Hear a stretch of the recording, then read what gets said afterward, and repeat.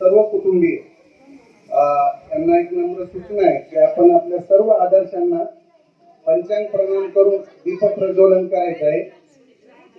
तिथं फक्त सामुदायिक फुलं व्हा, नंतर दीप प्रज्वलन करा आणि कृष्णाबाई सावंत यांच्या फोटोला सगळ्यांनी मिळून पुष्पमालिका अर्पण करा आणि खाली बसून पंचांग प्रणाम करून आपापल्या जागेवर नंतर बसू शकता. या पुढे या, फक्त फुलं घ्या आणि तिथं बुद्धांच्या सगळ्या मूर्ती समोर एकत्र ठेवायचं आहे. आणि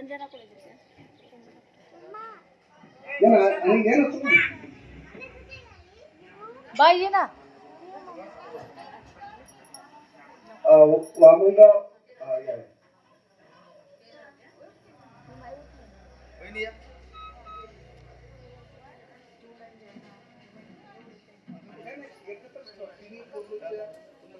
बाई ये ना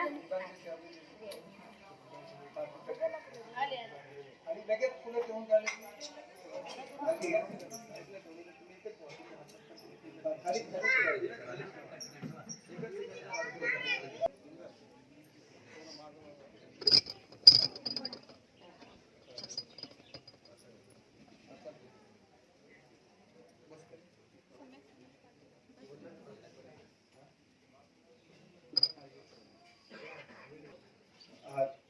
त्यांना शक्य ते बसा गुडघ्यावर आणि पंचायत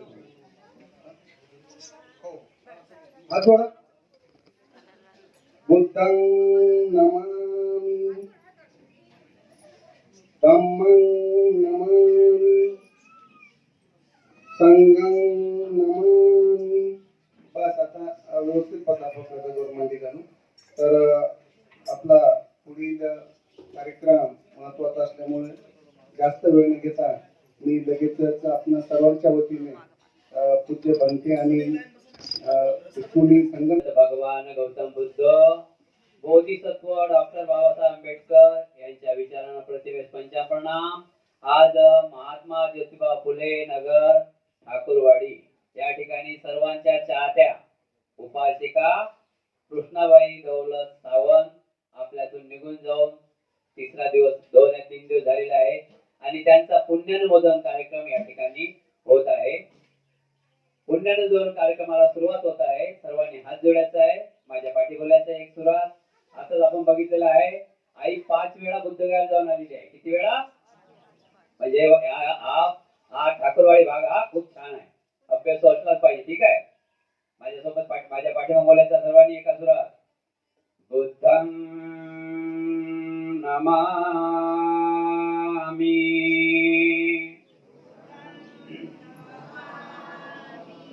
धम्मं नमामि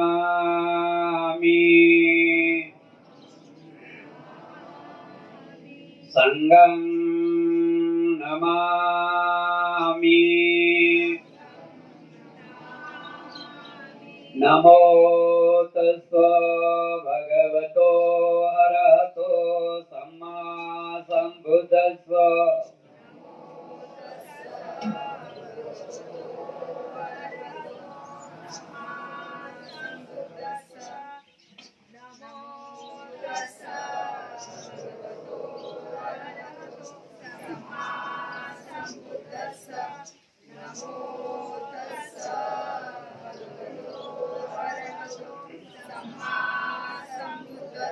बुद्धं शरणं गच्छामि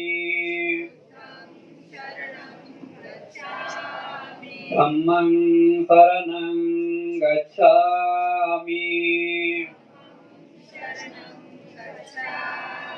संघं शरणं गच्छामि द्वितीयम्पि बुद्धं शरणं गच्छामि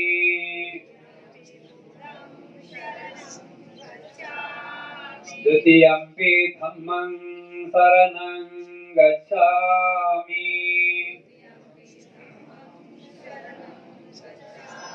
द्वितीयम्पि संघं शरणं गच्छामि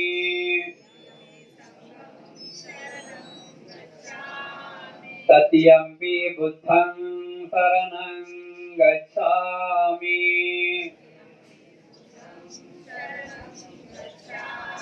तृतीयम्पि धम्मं शरणं गच्छामि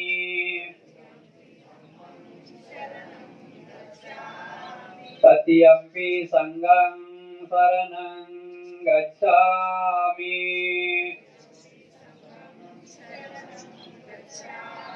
श्री शरणागमनं संपूर्ण पानातिपाता वेरमणि सिक्खापदं समादयामि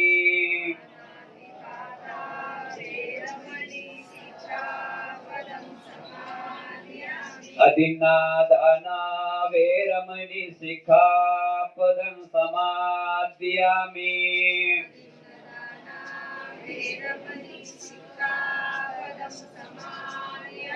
कामेषु मिच्छाचारा वेरमणि सिक्खापदं समादयामि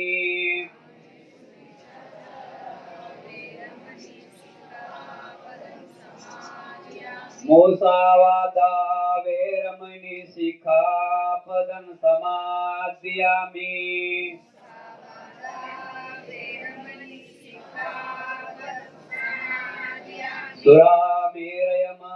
सुरामेरयमजपमजठाना वेरमणि सिक्खापदं समादयामि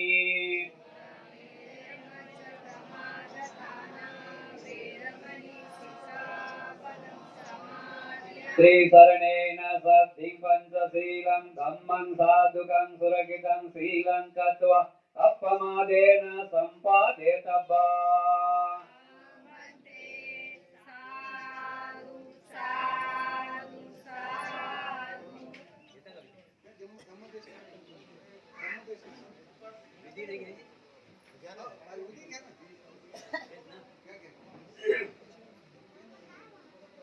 वन्नगन्ध गुणोपेतं एतं कुसुम सन्तति पूजयामि मुनिन्दस्य श्रीपाद सरोरुहे पूजयामि बुद्धं कुसुमेन नेन प्रियेण मेतेन लभामि मोक्षं मोक्षं मिलायति यथा इदं मे कायो तथा याति विनाशभाव घनसारपदितेन दीपेन तमदंसिन त्रिलोकदीपं सम्बुद्धं पूजयामि तमोनुदं सुगन्धिकाय वदनं अनन्त गुणगन्धिना सुगन्धिनां गन्धेन पूजयामि तथागतं बुद्धधम्म सत्सङ्ग सुगतनुभव धातु धातु गभ्ये लङ्काय जम्बुद्वीपे तिदशपुरवरे नागलोके चतुपे सबे बुद्धस्य बिम्बे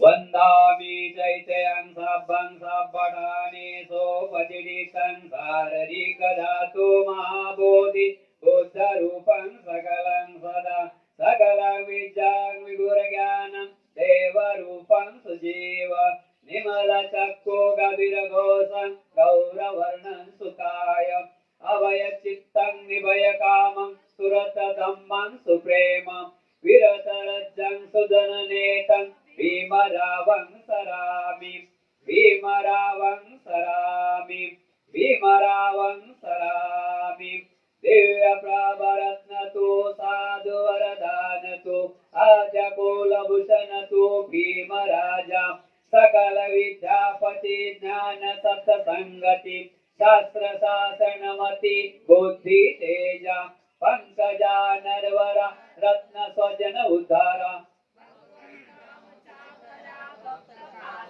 सौदार संगरी शास्त्रधरी ताकरी कापला अरिवुरी रौद्र रूपा मुक्ती पंथ कोणता जीर्ण स्मृती जाडिता उजाडिला अगतिका मार्ग साजा राष्ट्र घटना कृती शोभतया भारती महामानव बोलती सार्थ संज्ञा शरण बुद्धास्मी शरण धम्मास्मी शरण संघास्मी भीम राजा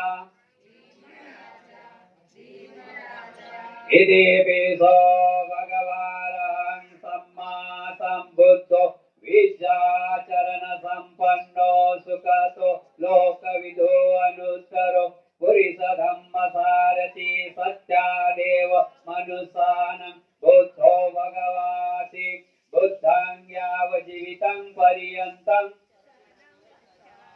साक्षातो भगवता धम्मो संदिटिको अकालिको यै पंचिको ओप्पनायिको पच्यतं वेदितव्यो व्यूयेति धम्मं यावज्जीवितं पर्यन्तं शरणं गच्छामि सुपटिपन्नो भगवतो सावक संघो उजुपटिपन्नो भगवतो सावक संघो न्यायपटिपन्नो भगवतो सावक संघो समितिपटिपन्नो भगवतो सावक संघो यादिन्दं सत्तारि पुरुषयुगानि अष्टपुरुष पुग्गल यस्य भगवतो सावक संघो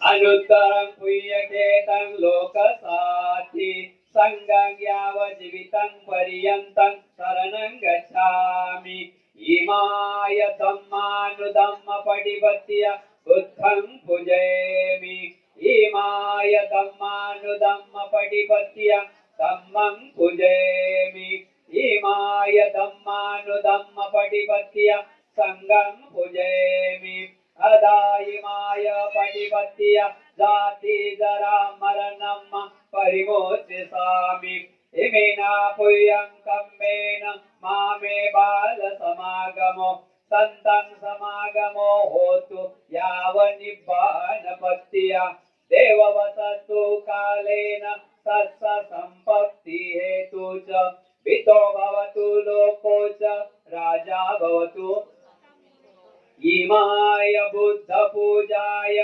कथाय शुद्धचेतसा चिरं तिष्ठन्तु सद्धम्मो लोको हन्तु सुखी सदा इमाय धम्म पूजाय कथाय शुद्धचेतसा चिरं तिष्ठन्तु सद्धम्मो लोको हन्तु सुखी सदा इमाय संघ पूजाय कथाय शुद्धचेतसा चिरं तिष्ठन्तु सद्धम्मो लोको हन्तु सुखी सदा नमो तस्स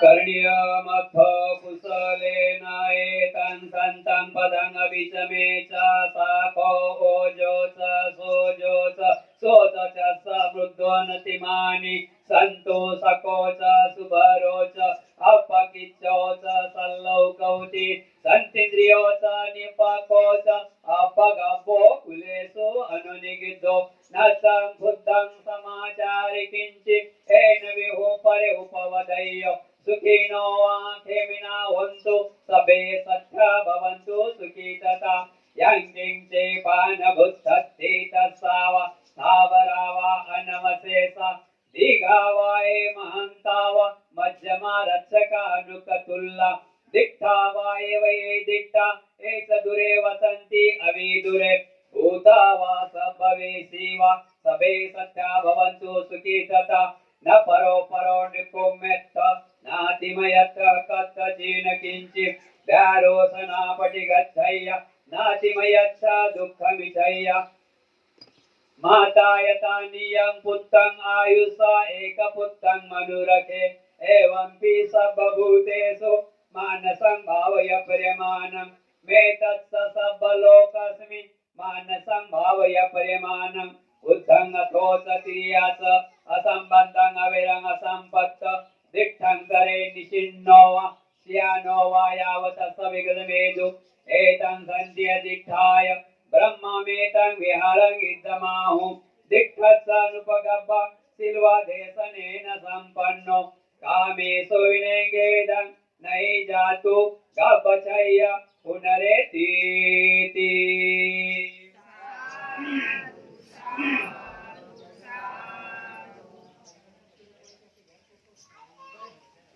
नमामि बुद्धं गुणसागरन्तं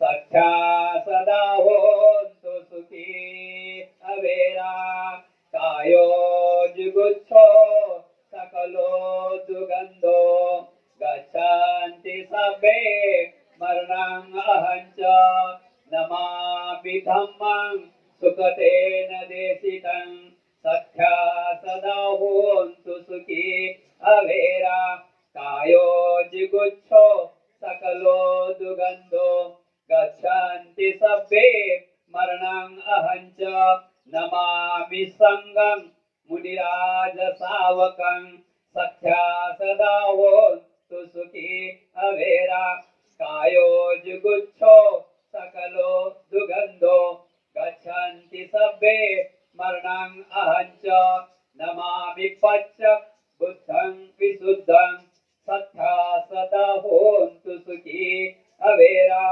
कायो जिगुच्छो सकलो दुगन्धो गच्छन्ति सब्बे मरणं अहञ्च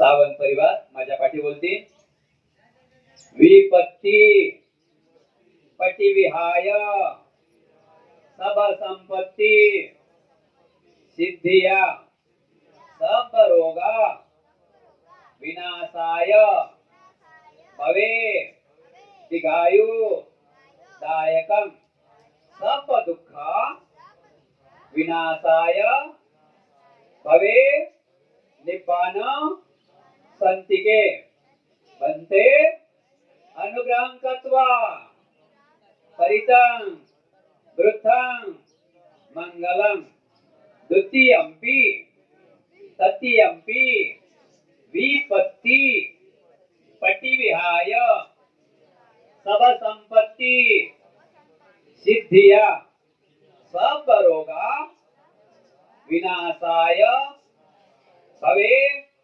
दीर्घायु दायकं सब दुःख विनाशाय भवे निब्बान संतिके बंते अनुग्रहं कृत्वा परितं वृद्धं मंगलम बंतेजी आज आम्ही सावंत परिवार आमच्या परिवारातील ज्येष्ठ उपासिका दिवंगत कृष्णाबाई दौलत सावंत यांचे 4 महाभूत शांतवण्याकरिता आणि आम्ही सावंत परिवार आमच्या परिवारातील आमच्या घरातील सर्व विघ्नाच्या नाशासाठी सर्व दुःख नाशासाठी सर्व रोग नाशासाठी सर्व भय नाशासाठी सर्व संपत्तीच्या लाभासाठी आणि निर्वाण प्राप्तीसाठी बंतेजी परित्राण पाठ बोलावा समंता चक्रवालेषु अत्र गच्छन्तु देवता सधम्मं मुनिराजसा सुनन्तु सगमोक्तदं धम्म सवर्ण कालो अयं वदन्ता धम्म सवर्ण कालो अयं वदन्ता धम्म सवर्ण कालो अयं वदन्ता हे संता संत चित्ता ते शरणं शरणा एतं लोकं तरेवा भूमा भूमाच देवा गुणगण गणा यावत् भवता सब कालम एते आयन्तु देवावरम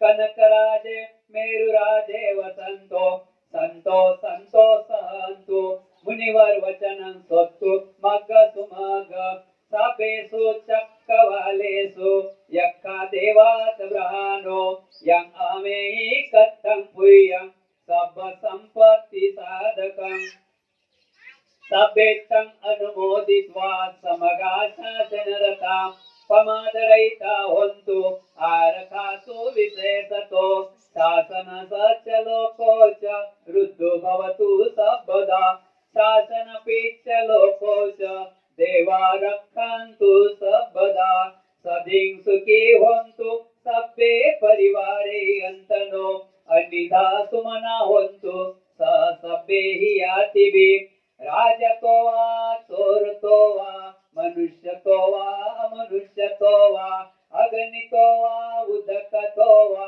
पिशाचतो वा कारुकतो वा कनकटतो वा नकटतो वा जनपद रोगतो वा असधम्मतो वा असदीप्तितो वा असपुरिसतो वा चंड हत्ती अस मिमिगोन कुकर अहि विच्छिका मणिसप्प दिप्पि अच्छ तरस सुकर महिष यक्क रक्क सादिः नाना भैरोगतो वा नाना उपदवतो वा सभे अरक गान्तु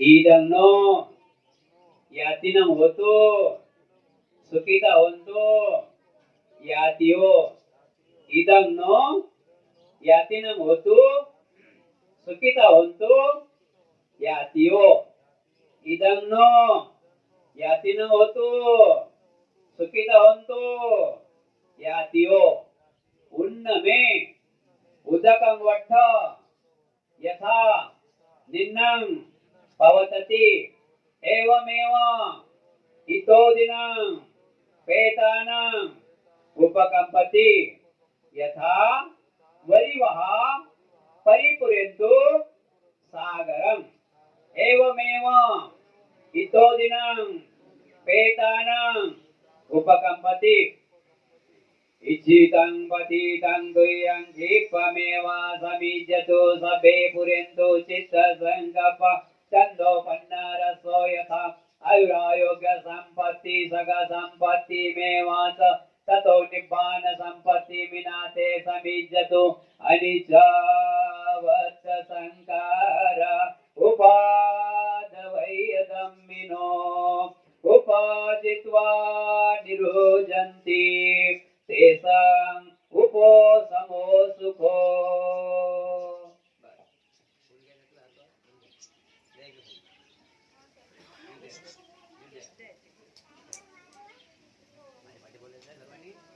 कालकथानं यातिनं इमं भिक्खं भिक्खु संगस देम देम देम भवतु सर्वमङ्गलं रक्षन्तु सर्वदेवता सर्वबुद्धानुधम्मानुसङ्घानुभावेन सदा स्वस्ति भवन्तु ते तुम्हा सर्वांच इच्छाकांक्षा पौर्णिमेच्या शीतल चंद्राप्रमाणे पूर्ण हो बुद्ध बलाने धम्म बलाने संघ बलाने तुम्हा सर्वांचे कल्याण हो मंगल हो मंगल हो मंगल हो सुखी हो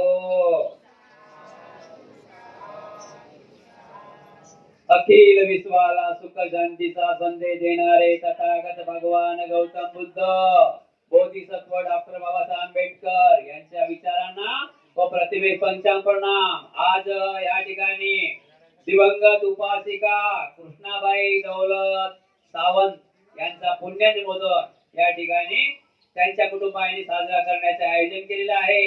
या कार्यक्रमात सर्व उपस्थित उपासक उपासिका बोधाचार्य सर्वांच्या परी मंगल कामना व्यक्त करून थोडं विधीला धम्मदेशनाला सुरुवात करत आहे. सर्वांनी मोकळेपणे बसून घ्यायचं आहे. थोडं 15 मिनिट धम्मदेशना होईल, त्यानंतर शोक सभेला सुरुवात होईल.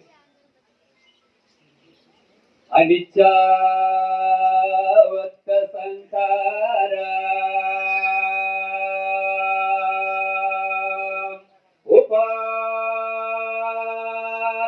उपादवयदम्मिनो उपजित्वा निरुजन्ति तेषां उपोसमो सुखो.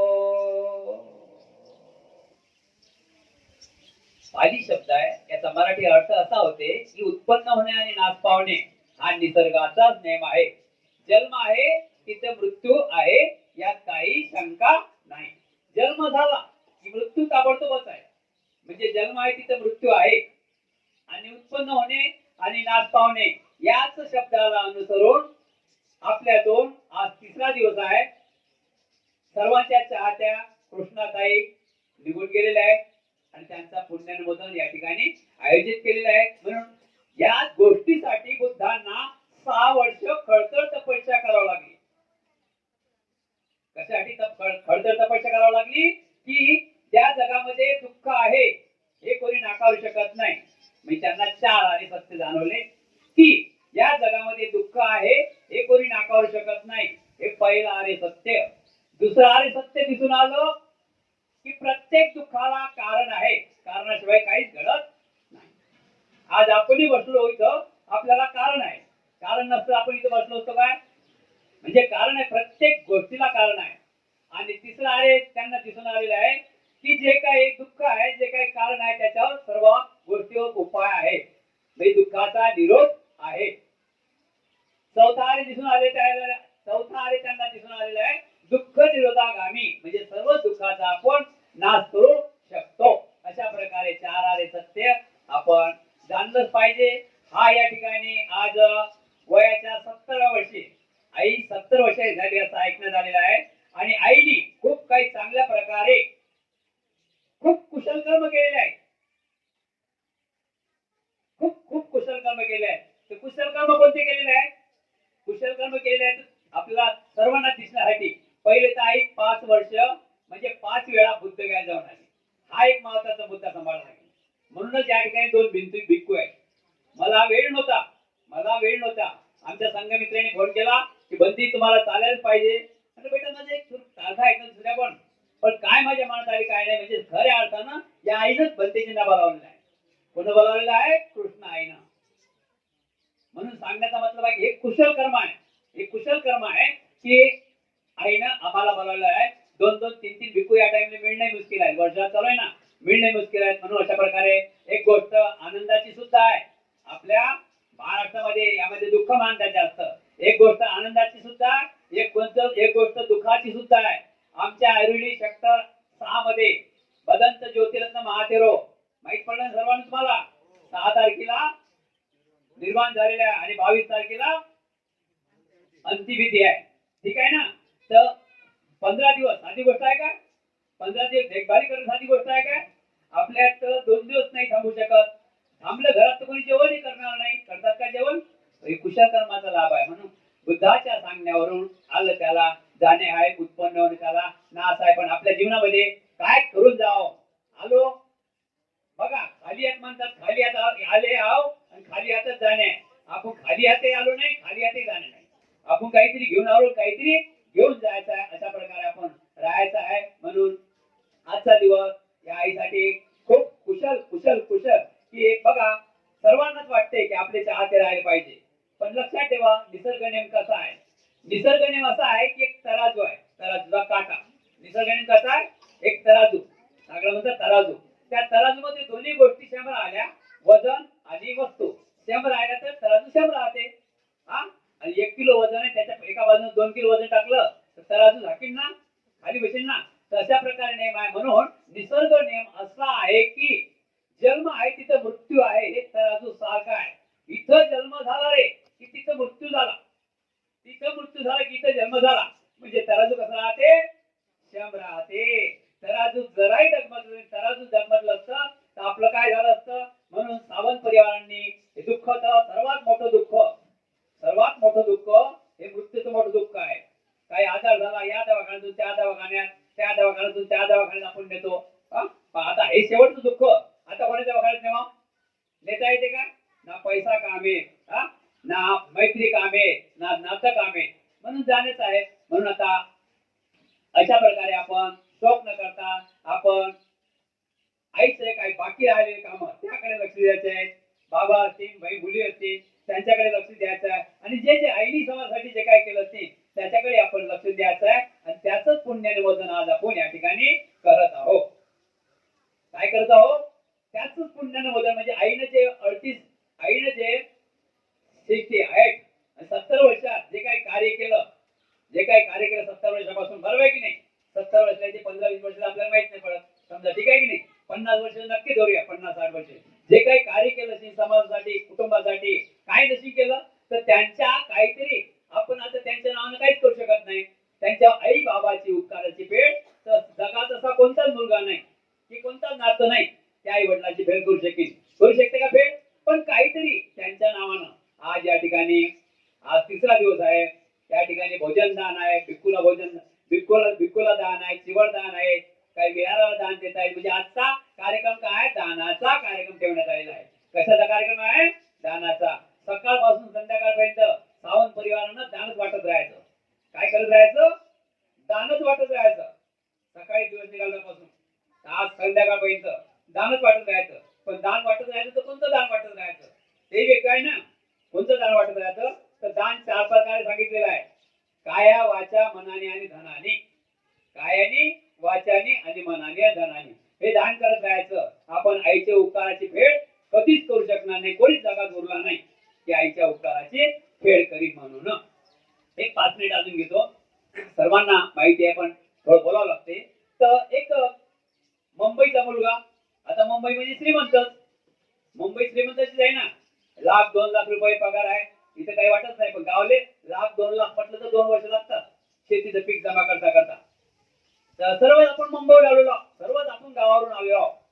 भगवान बुद्धाने सांगितलेलं आहे, पती रूप देशवासोच पुब्बेच तत्त पुयता अत्त समापनी विस एकदम मंगल मुक्त मन. आणि त्यालाच अनुसरून बाबासाहेबांनी सांगितलेलं आहे की तुम्हाला जर आनंद पाहिजे, तुम्हाला जर सुख शांती पाहिजे तर खेडे सोडा आणि शहराकडे वळा. आपण सर्वांनी खेडे सोडले, शहराकडे वळतो. मग आता इथं आल्यानंतर आपापल्या कर्माने कर्म आहेत. आपापल्या कर्माने कोणी कोणता उद्योग करते, कोणता धंदा करते, कोणी कोणी नोकरी लागले, अशा प्रकारे.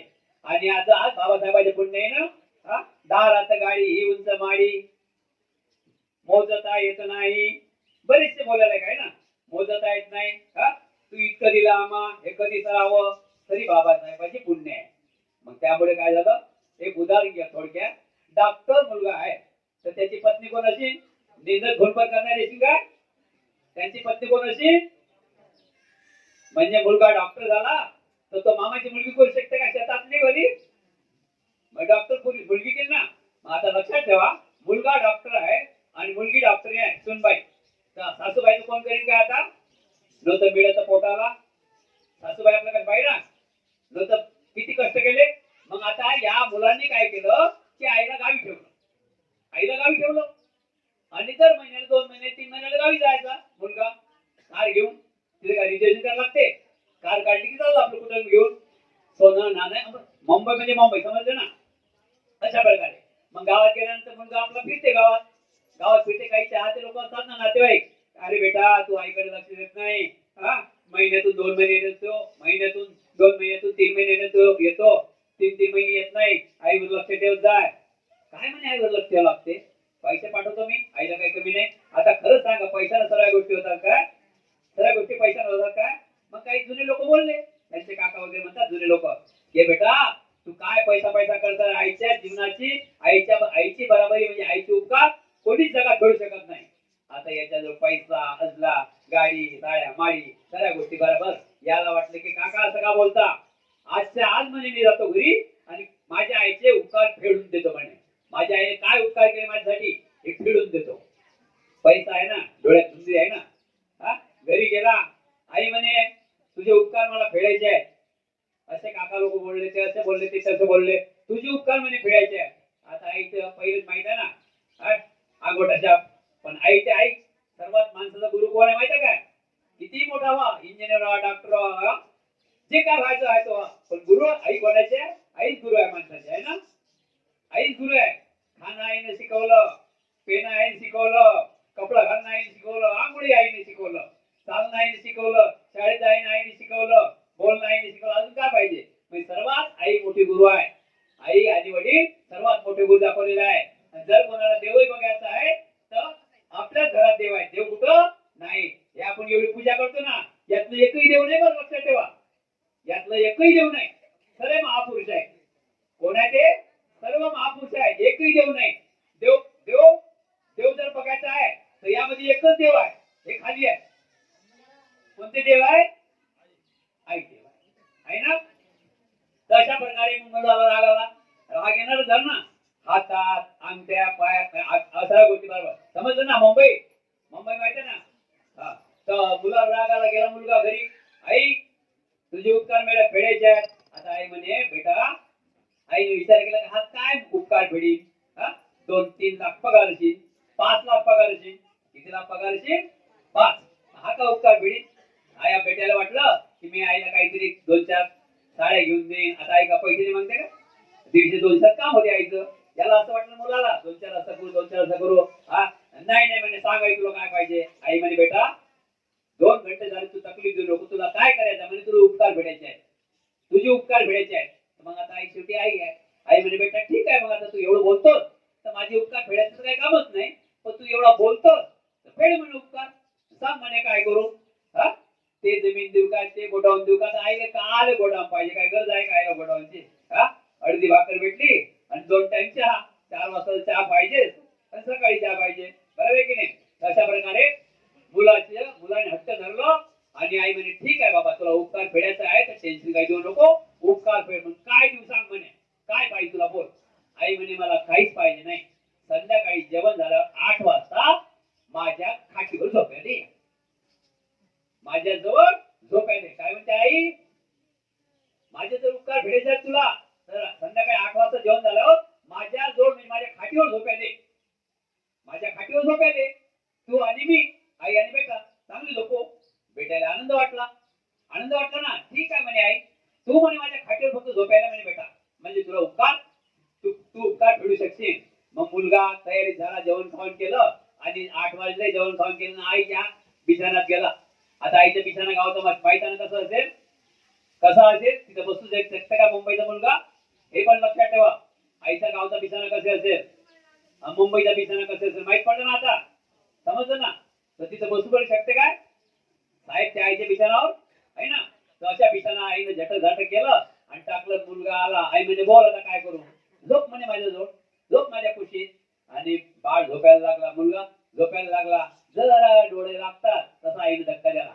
बाळा थोडा उठ. काय झालं म्हणे आई? झोप चांगली लागली होती म्हणजे तेच तर बेटा, मला खूप माझी गाठी झोपली. 1 गिलास पाणी आण, 1 घोट पाणी पिऊ दे, 1 घोट पाणी पिऊ दे. बाळ उठला, मुलगा उठला, रागारागच उठला होता, झोपत होता तो. उठला आणि गिलासभर पाणी आणलं. हे घे म्हणे आई, पे म्हणे, मला झोपू दे म्हणे. तुला झोपायला दबावलं ना, झोपू दे म्हणे. आईने 1 घोट पाणी पिली आणि तो जिथं झोपेल होता तिथं आईने पुरा गिलास खाली टाकून दिला. असं करता 3रा 4था गिलास झाला. आई हे काय लावलं म्हणे तू? हे काय लावलं म्हणे? झोप आली तू उठवतं, पाणी आणलं की पेत नाही, सांडवतं. त्यावेळेस आई म्हणे तू काय उपकार भेटले म्हणे बेटा. तू ज्यावेळेस येऊ होता त्यावेळेस तू येऊ करत मी त्या जागेवर होतो. मी तुला सुक्यात टाकत होतो. मी तुला समजलं ना, मी तुला सुक्यात टाकत होतो. आणि तू आता तुझ्या त्या चांगल्या शुद्ध ओल्या पाण्यावरही तू राहू शकत नाही. तू ज्यावेळेस पिशाब करत होता समजलं, त्याच्यात मी झोपत होतो पण तुला सुक्यात टाकत होतो. म्हणून आईची आणि बाबाची उपकार कोणी फेडू शकत नाही. वेळ पण खूप झालेला आहे आणि एवढं बोलून इथं थांबतो. सर्वांनी कृपा करून आई वडिलांवर लक्ष ठेवायचं आहे. भगवान बुद्धांनी सांगितलेलं आहे, देव नाकारलेला आहे. बाबासाहेबांनी देव आपल्याला सांगितलेलं आहे, 22 प्रश्नामध्ये दिलेल्या आहे प्रतिज्ञा की देव नावाची वस्तू याची नाही. देव जर कोणाला बघायचा आहे तर तुझं आहे तुझ्यापाशी कार्य जागा बोललाशी. आई आणि वडिलाशिवाय देव जगातच नाही. देव म्हणजे काय? देवचा आपले शब्दच नाकारलेला आहे. देव म्हणजे देणारा. आता बघा ना, देव म्हणजे देणारा. यांना देव का म्हणतो आपण? आई आणि वडिलांना देव का म्हणतो? काय दिलं त्यांनी आपल्याला? नखापासून ते केसापर्यंत कोणाचा आहे का पृथ्वीचा सुगंध देणारा? करू शकतो का आपण याची फेड? करू शकतो का आपण याची फेड? नखापासून ते केसापर्यंत घर कोणाचा आहे? आई वडिलांचं. मग देव कुठे आहेत? आणि तेच आपल्याला सुख, तेच आपल्याला उन्नती प्रगताव. आणि जे का आपण ज्या ठिकाणी आपण प्रत्येक सर्व आयुष्य बसला की ऐकतात ते ज्या ठिकाणी आपण बसलो आहोत ते ठिकाणी फक्त तीनच व्यक्तीचं कृपा आहे. आई बाबा आणि भगवान बुद्ध. आई बाबा आणि बुद्ध यांच्या कृपेने आज आपण इथं शांत बसलेलो आहोत. कोण कोण? आई बाबा आणि बाबासाहेब आंबेडकर यांच्या पुण्य आहे म्हणून आज आपण छान प्रकारे कोणी कोण्या ड्रेस मध्ये, कोणी कोण्या ड्रेस मध्ये बसलो आहोत. म्हणून जास्त न बोलता इथंच आमचं सर्वांचं कल्याण हो, मंगल हो, सुखी हो. फक्त 5 मिनिट दिया भिकुनीला. ठीक आहे? मंगल.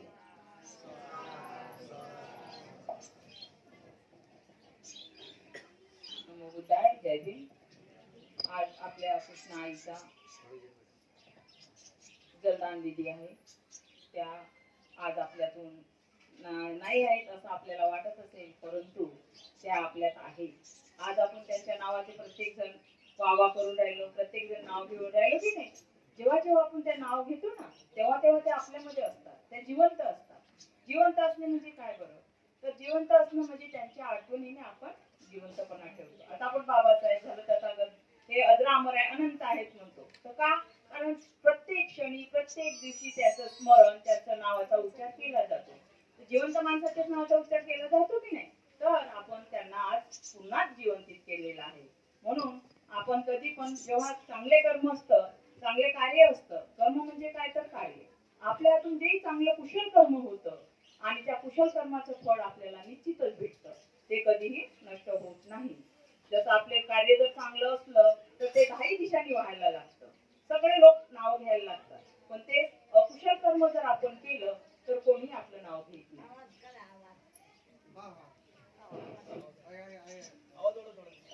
कोणी पण त्याच्याकडे लक्ष देत नाही. आता करुणा, प्रज्ञा, शांती ह्या तत्वाने तथागतांनी आपल्याला मैत्रीचा संदेश देऊन आपण जीवन कसे जगावे, आयुष्य कसं जगावं, ह्या धर्तीवर जर आपण आलेलो आहोत तर कसं जीवन जगायचं हे तत्व तथागतांनी आपल्याला दिलेले आहे. ते 29 वर्षाच्या वयामध्ये गृहत्याग केला त्यांनी आणि सद्धम्माचा मार्ग आपल्याला दाखवून दिला.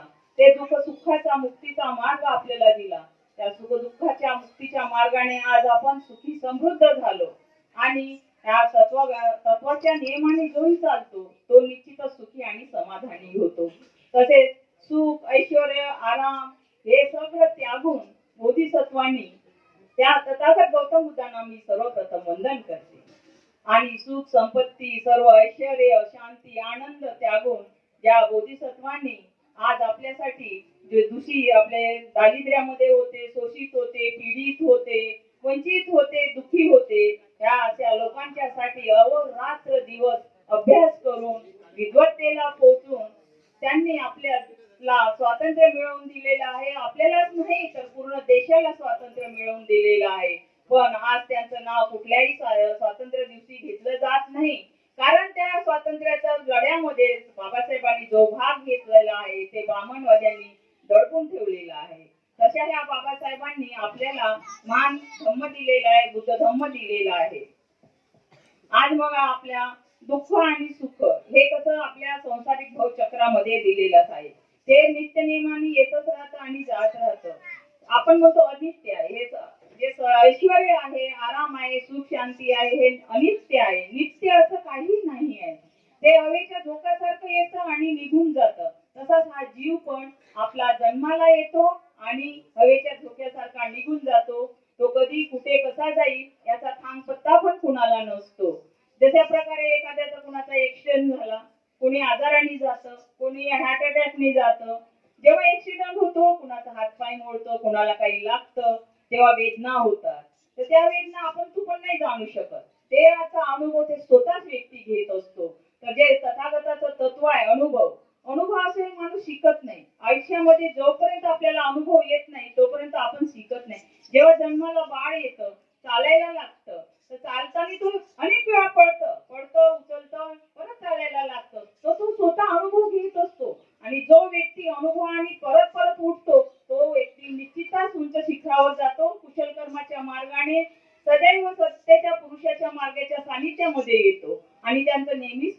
कुशल मंगल होत असते.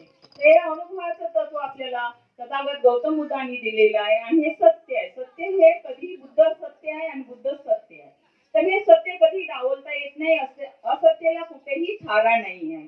तसंच या आपण अनाथपिंड एक छोटे 2 शब्द सांगते मी.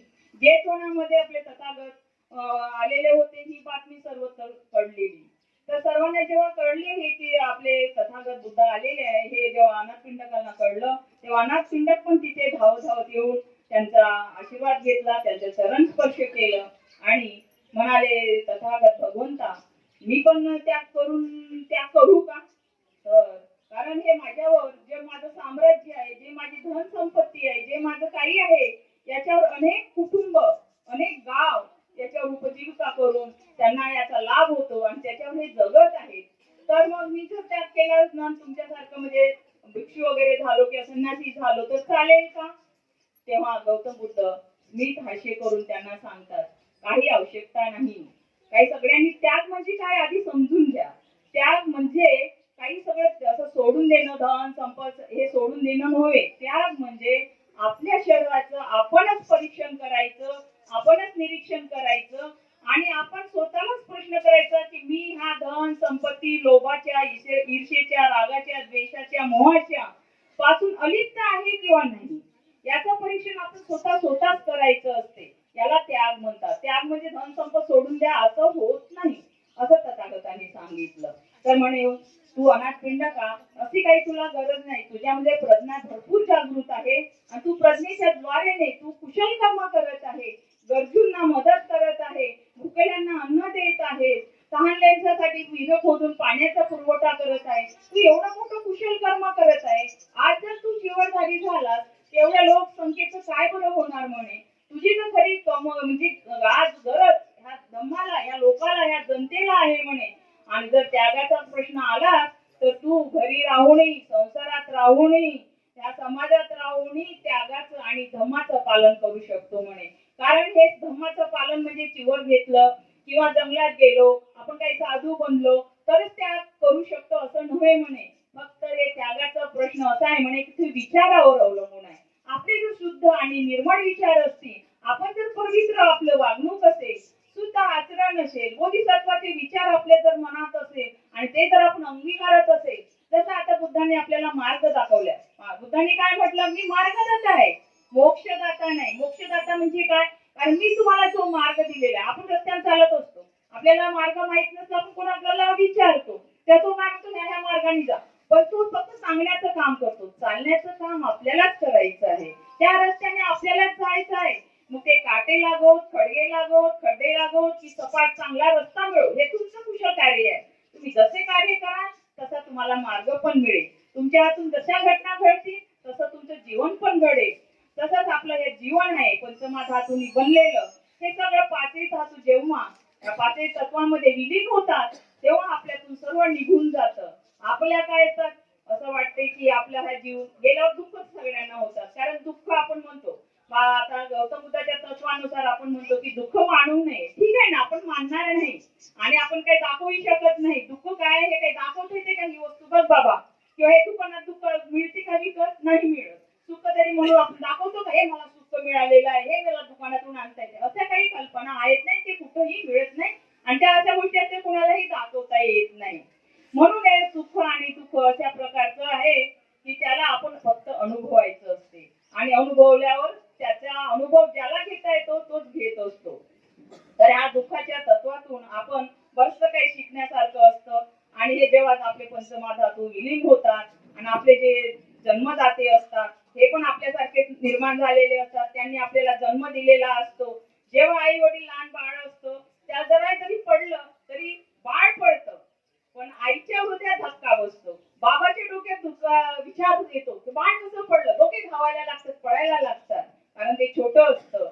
आणि ही जी वेदना, ही जी संवेदना त्यांच्यामध्ये निर्माण होते, ती संवेदना आपण मोठं झाल्यावर होते का? नाही होत. का? ती कधीपर्यंत होते? लग्न होण्याच्या आधीपर्यंत. आईला जरा आजारही नाही झाला, जरा दुखलं की काय म्हणतो, आई चल चल गाडीत बस, लवकर आपण दवाखान्यात जाऊन येऊ, असं करू तसं करू. परंतु एकदा का लग्न झालं, आपला प्रपंच वाढला की मग मात्र आपले नागरिक बनतात. बनतात की नाही हे सत्य घटना आहे. प्रत्येकाला लागू होते असं पण नाही. काही काही आता विचारात ते सुधारणा होऊन राहिलेली आहे. तर ही असे गोष्टी घडत येतात. मग आपण काय म्हणतो, आईला काय चष्माच लागते. कशाला चष्मा पाहिजे, आता म्हाताऱ्या वयात झालंय भरपूर. पण आपण जेव्हा लहान असतो ना, आपल्याला कुठली गोष्टी हवी असली तेव्हा आपल्याला आई कधी नाही म्हणत नाही. ती आपली साडी घ्यायचीच राहू देते, पण मुलाला आधी कपडे घेऊन देते. तर ह्या गोष्टीचा, हे सगळं सांगण्यापेक्षा ह्या गोष्टीचा आपण विचार करू आपल्या संसारामध्ये. जेव्हा आपले आई वडील लहान होतात म्हणजे बाळासारखे होतात. म्हातारे झाले म्हणजे बाळासारखे. जसं बाळाला चालता येत नाही तसं म्हाताऱ्यांनाही चालता येत नाही. काठी गोटा घेऊनच चालावं लागतं. तर त्यांचं संगोपन करणं फार महत्वाचं आहे. त्यांच्या आठवणीने त्यांना काय हवं नको हे जिवंतपणी द्या. जिवंत असताना द्या. ते भुकेल्या त्यांना अन्न द्या, वस्त्र द्या. आज तुम्ही म्हणाल माझी आई गेली मग पिंडदान करतो, मग त्या आजच्या प्रेतावर काही भोजनाचं ताट नेऊन ठेवतो, नवीन नवीन साड्या नेऊन ठेवतो, तर त्याचा काही उपयोग नाही. ते अनर्थ आहे, अनित्य आहे, ते काही मौल्यवान नाही आणि त्याचं कुशल कर्मही तुमच्या पदरी पडणार नाही. म्हणून जे काही करायचं आहे ते आता करा, जिवंतपणी करा. नर्क आणि स्वर्ग ही भाषा आहे, पण ते जिवंतपणी आहे, ती मेल्यानंतर नाहीये. जे कुशल कर्म करा ते तुम्हाला इथं त्याचं फळ निश्चितच कुशल कर्माचं चांगलं फळ आपल्याला मिळत असते. आणि वेळेच्या अभावी मी इथे आपले 2 शब्दाला वाणी देते आणि तुमच्यापासून नमस्कार. साधू साधू साधू आदराजीला सुरुवात होत आहे.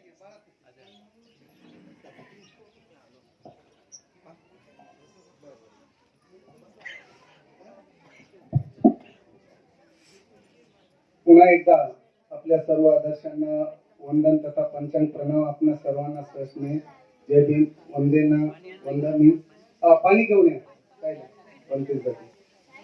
आज मला वाटतं फुलेनगर येथे पहिल्यांदा भदंत धम्मवीरो बोधी आणि भिक्खुनी संघमित्रा अर्थात भद्दाजी यांचं सुंदर आणि मार्मिक प्रवचन ऐकण्यात आले. खऱ्या अर्थानं आपण सगळे धन्य झालो. मी व्यक्तिशः धन्य झालो.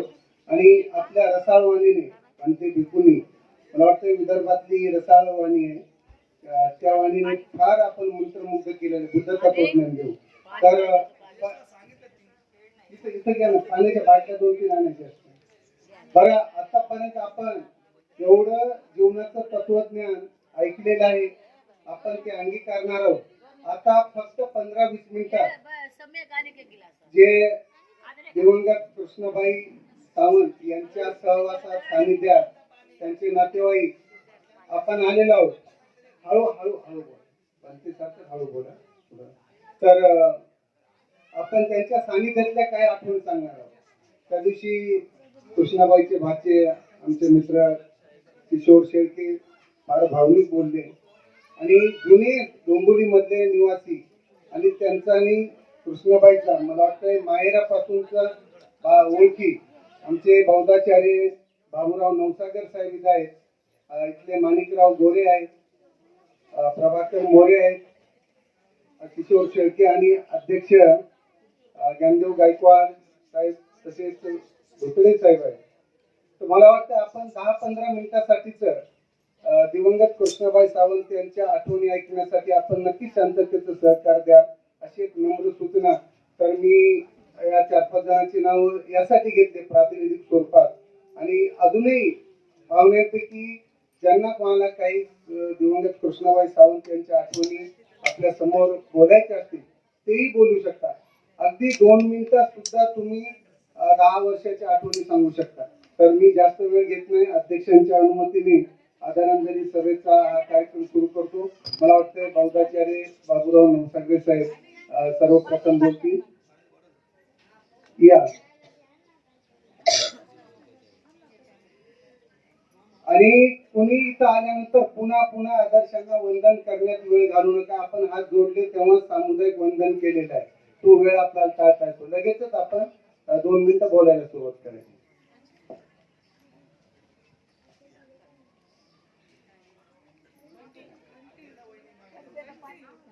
तुम्हाला सुद्धा लागू होते.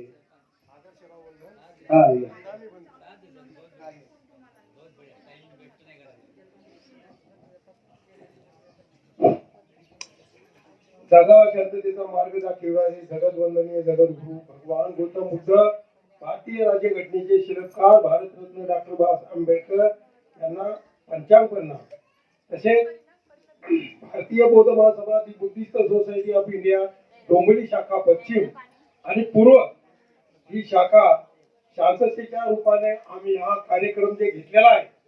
तर किसनाबाई दिवंगत ह्या खूप म्हणजे आमच्या लहानपणी पंचा खरोखरच ह्या म्हणजे संघ आम्ही काम केलेलं. ह्या किसनाबाईने एवढे महत्वाचं काम केलेलं आहे की लहानपणापासून तर आता 70 वर्षापासून ह्या आता सुद्धा ह्या कामच करीत होत्या. तर त्याचं सांगावं तेवढं कौतुक कमीच आहे. आणि एवढ्या म्हणजे एवढे शब्द त्याचे प्रेमळ होते की त्या प्रेमळ शब्दामध्ये खरोखरच त्या डोंबिवली परिसरामध्ये आणि त्याच्या गावी बी राहत होत्या. त्या मामाच्या गावात म्हणा आईच्या गावात म्हणा खरोखर प्रेमळ होत्या त्या. आणि त्याच्यासाठी आम्हाला त्याचं निधन कळाल्याबरोबर की रातभर आम्हाला झोप पण आली नाही. कारण काय तेवढं त्याच्यापाशी महत्व पण होतं. आणि मी रोज बोलून शनी मी घरी जाईल पण त्या दिवशी मला काय ते भेटले नाही. कारण काय मीच दवाखान्यात असल्यामुळं 4-5 दिवस मी त्यांना भेटलो नसल्यामुळं तर मला त्या कशा काय त्यांना निधन झालं त्यांचं तर ते मला रातभर झोप आली नाही की. आणि सकाळी उठलो आणि सकाळी उठून शनी त्याचं थोडंसं सावडाय मिळालं मला. आणि सावडाय मिळून शनी त्यांचं जे त्याची जी आस्ती आहे ती आस्ती घेऊन शनी आमच्या परिसरामध्ये आता ते परत चैत्यभूमीला गेले. परत आता परत यायच्या आस्ती याला नेणार आहे आपल्या बुद्धगया नेणार आहे. ते ह्या हिसाबाने ते 5 वेळेस बुद्धगयाला गेल्या. खरोखरच आम्हाला आनंदाची गोष्ट वाटत होती की हा कशा गेल्या एवढे अनपट असून ज्यांनी तरी त्यानं ते एवढं त्याची ताकद म्हणजे आणि त्याचं मन मोठं करून ह्या कशा गेल्या. बुद्धगया म्हणल्याच्या नंतर बुद्धगया जायच्या वेळेला माणूस विचार करतो की मी कशी जाऊ. अनपट असून ज्यांनी ते तयारी केली तसंच आमच्या सगळं उपासक उपासिकांनी अशी तयारी दर्शवली पाहिजे. आणि आपल्या धम्माचं काम खरोखरच मनात घेऊन शेनी हे धम्म वाढीला पाहिजे. आज आपल्याला भंतीजीनं एवढं सांगितलं साध्या रूपाने आणि संघमित्रा बी आलेले तर आम्हाला समाधान वाटलं. आणि समाधान वाटून शेनी असंच आमच्या समाजामध्ये पुढाकार घेऊन शेनी सतत महिला मंडळाने परत आणि बौद्धाचार्य जे कुठं असल त्यांनी सुद्धा ह्या कार्यक्रमासाठी कुठल्याही कार्यक्रमासाठी बाबासाहेबांचा कार्यक्रम असू द्या भगवान बुद्धाचा कार्यक्रम असू द्या कुठलाही कार्यक्रम असू द्या त्या कार्यक्रमामध्ये महिलांनी उपासकांनी हे सहभाग घेणं जरुरीच आहे. कारण का आमच्या महिला काय करतात माहितीये का. एक सांगायच्या रीतीनं मला म्हणजे 1-2 शब्द बोलायची संधी दिलेली आहे. कारण का आमच्या महिला घराच्या बाहेर कोणी असं कार्यक्रम असला तरी घराच्या बाहेर निघत नाही. दरवाजा लावून घेतात. आणि हे कशासाठी तुम्हाला जे करायचंय भगवान बुद्धाचं तुम्ही जे 2 शब्द ऐकण्यासाठी तुम्ही पुढाकार घेतलाय मग तुम्ही तुमचं सुधारणा कशी होईल कोण्या हिसाबात. तुम्ही जर कार्यक्रमाला आलात तर तुमच्या मुलाला बी त्याचं ज्ञान मिळेल की आमची आई करीत होते वडील करीत होते आजोबा करीत होते. आमचे मुलं आम्हाला लक्ष घालून पुढे घेतात. अरे त्याच्या इथं कार्यक्रम आपल्या इकडे बी घ्या बुद्धाचा कार्यक्रम. अशा रीतीने म्हणजे हे कार्यक्रम झाले पाहिजे. आणि बुद्धाचं ज्ञान घेऊन शेने आपण पुढे येण्यासाठी ते प्रयत्न केले पाहिजे. आपण मागे राहायचं नाही. आपल्याला बाबासाहेबांना ज्ञान दिलेलं ते वापर करणं जरुरीच आहे. आपण का मागे राहायचंय कशासाठी. तुम्हाला हे आता तुम्ही 9 दिवस चप्पल घालत नाही पायात काय झालं तर म्हणले आम्हाला पायात चप्पल नाही घालायची हिरव्या बांगड्या घालायच्या. असं मला सांगायचं म्हणजे सांगायचंय या याच्यात नाही सांगायचं. मला किसनाबाईनं एक ज्ञान दिलेलं सांगायसाठी. आणि म्हणून मी सांगणार महिलांनी हिरव्या बांगड्या भरायच्या नाही. महिलांनी पायात चप्पल 9 दिवस तुम्ही वापर करता देवीचा वापर करता. तेच वापर जर भगवान बुद्धाच्या तत्वानं जर केला तर तुम्ही कुठं पुढे जाताल.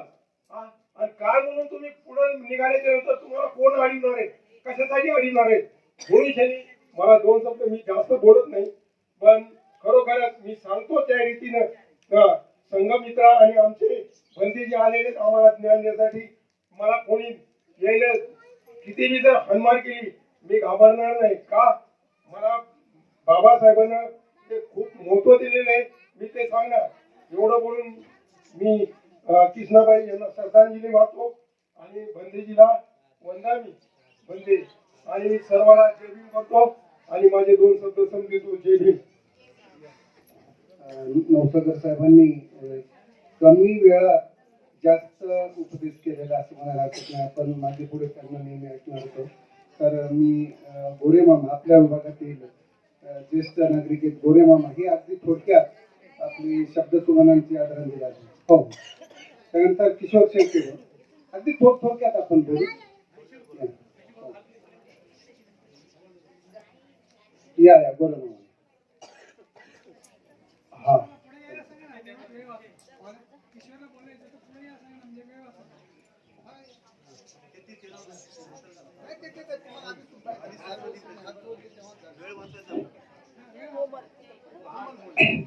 महाकरुण्य तथागत गौतम बुद्ध क्रांतीवीर ज्योतिबा फुले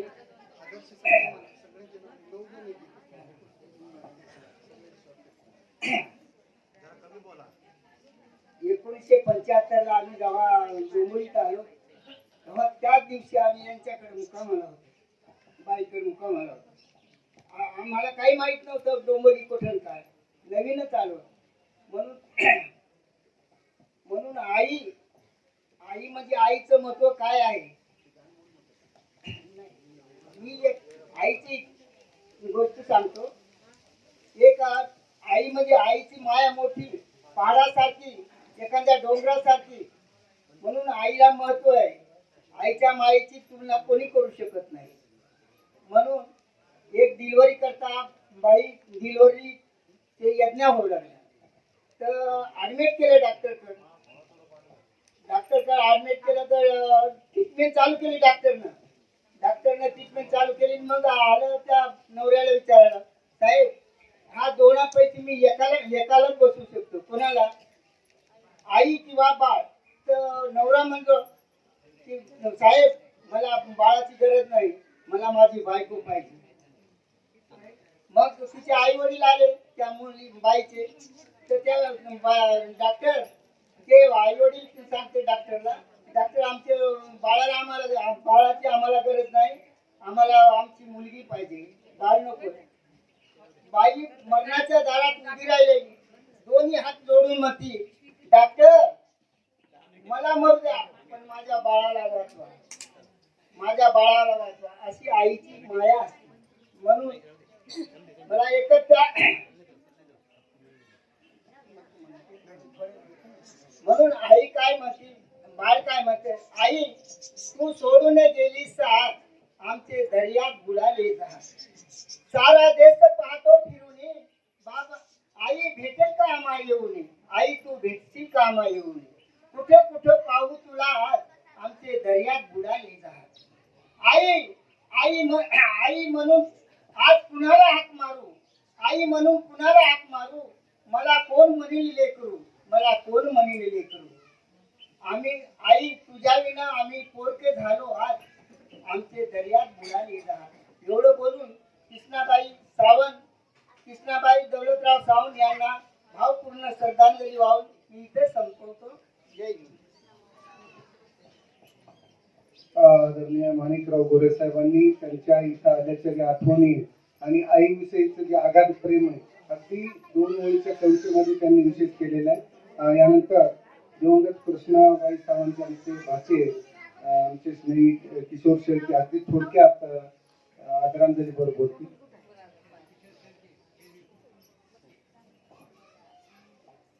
महाकारुणिक तथागत गौतम बुद्ध,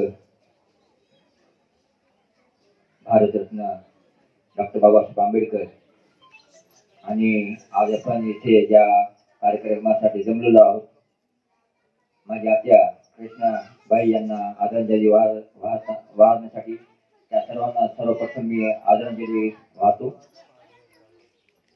त्या दिवशी बघितलं की महात्मा फुले नगर मध्ये सर्वांना वाटत होतं की आपल्या घरामधलं कोणतरी गेलं, असं खूप कमी लोकांच्या नशिबात असतं. आपल्या घरातलं कोणतरी गेलं आणि त्या दिवशी सर्व महात्मा फुले वासियांना दुःख झालं आणि माणसाने केलेलं कार्य हे शेवटच्या क्षणी आपल्याला समजतं. आणि त्या दिवशी जवळजवळ प्रचंड असा जनसमुदाय माझ्या आत्याच्या अंत्यसंस्कारला होता.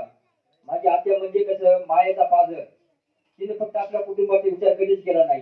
हा माझा अर्जुन, ह्या माझ्या 3 लेकी. माझी आत्या म्हणजे कसं सर्वांनाच आई वाटत होती. कुठल्याही अडचणीच्या काळामध्ये हक्कानं नगर पोलीस गेलं कृष्णाबाई असायची मला अडचणी असायचं, माझ्या आत्याने सगळं हाताने मदत केलेली आहे. तर आणि सर्वात महत्वाचं म्हणजे बुद्धगयाला 5 दिवस जाऊन आलेली आहे. तिला बुद्धाची म्हणजे एवढं आवड होती. गावाकडे जरी आलं एखादं बुद्धाचा बिया दिसलं, बाबासाहेबांचा पुतळा दिसला की अगोदर जायची, पायाची चप्पल काढायची आणि बाबासाहेब गौतम बुद्धाला वंदन करायची. अशी ती माझी माऊली होती.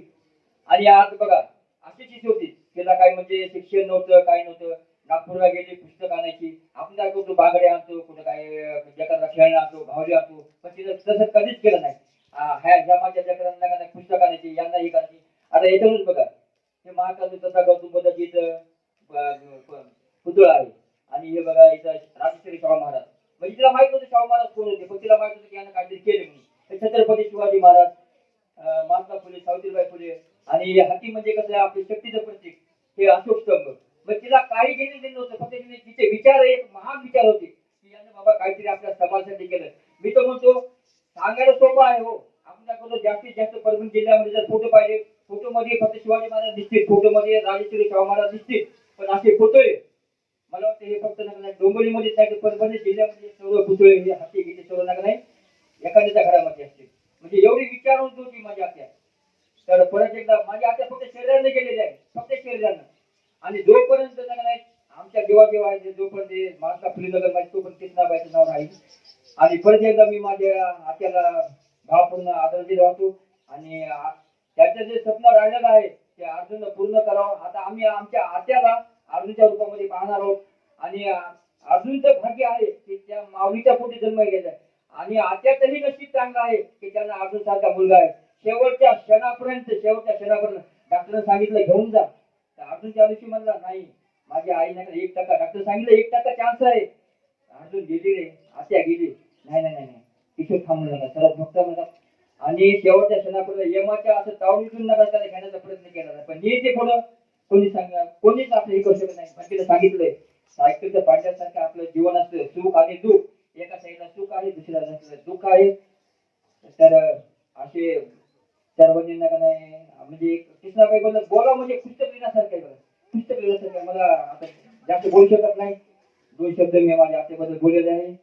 आणि परत एकदा आनंद वाटतो. जय भीम. किशोर मला वाटतंय अंतिम विधीच्या वेळेस सुद्धा किशोरने काही आठवणी आपल्या समोर विषय केल्या होत्या. आणि आता जे सांगण्यात आलं सगळ्याकडून अनाडी बाई असून सुद्धा बुद्ध तत्वज्ञानाबद्दल एवढी जागरूक होते. आणि त्याच अनुषंगाने मुलांना आणि नातवंड विशेष म्हणजे त्यांचे बरेच नातवंड पदवीधर झाले. कोमल आता यानंतर जी इंजिनियर झालेली आहे सुनीताबाईंची मुलगी कोमल आपल्यासमोर आपल्या आधीच्या काय आठवणी शेअर करते.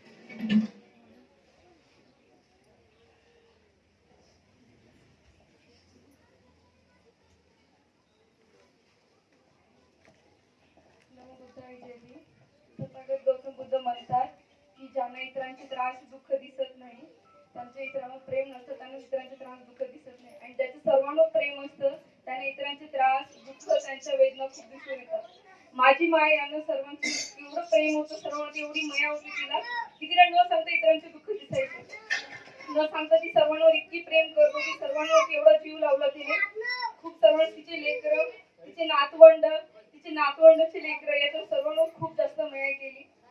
तिचं नाव कृष्णाबाई दौलतराव सावंत. पण कृष्ण हे देवाचं नाव आहे, पण या देवाच्या मूर्तीला एवढी माया नाही तेवढी आमच्या माईचं चेहरा बघितला की एवढी माया दिसते.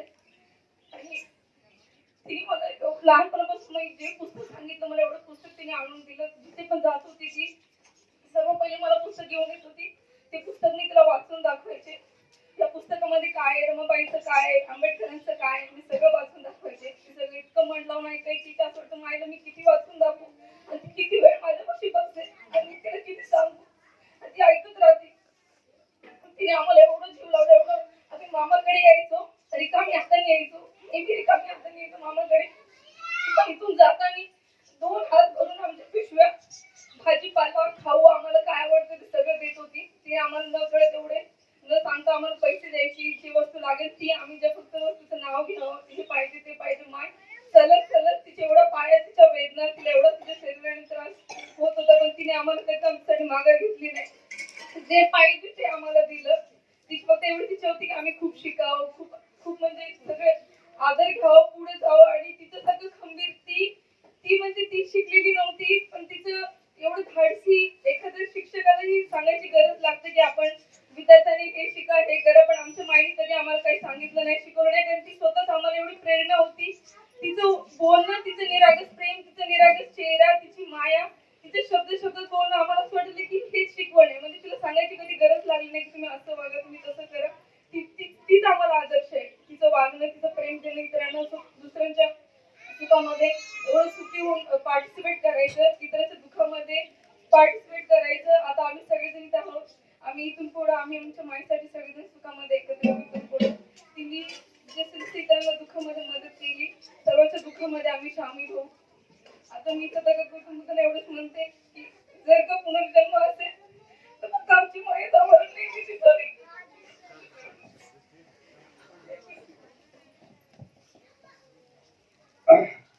खऱ्या अर्थानं कृष्णाबाई सावंत यांच्या जीवनाचं सार्थक झालं असं मी म्हणतो.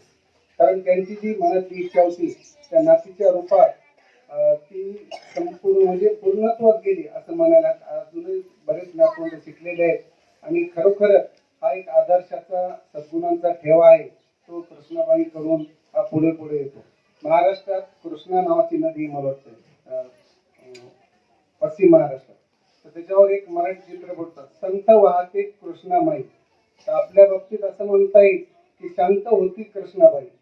खरंच बुद्धाच्या शांती, करुणा, दया या सगळ्या सद्गुणांचा अंगीकार करून मुलं नातवंड मोठं करण्यात त्यांचा खऱ्या अर्थानं वाघिणीसारखा वाटा होता असं वैयक्तिक मला वाटतंय.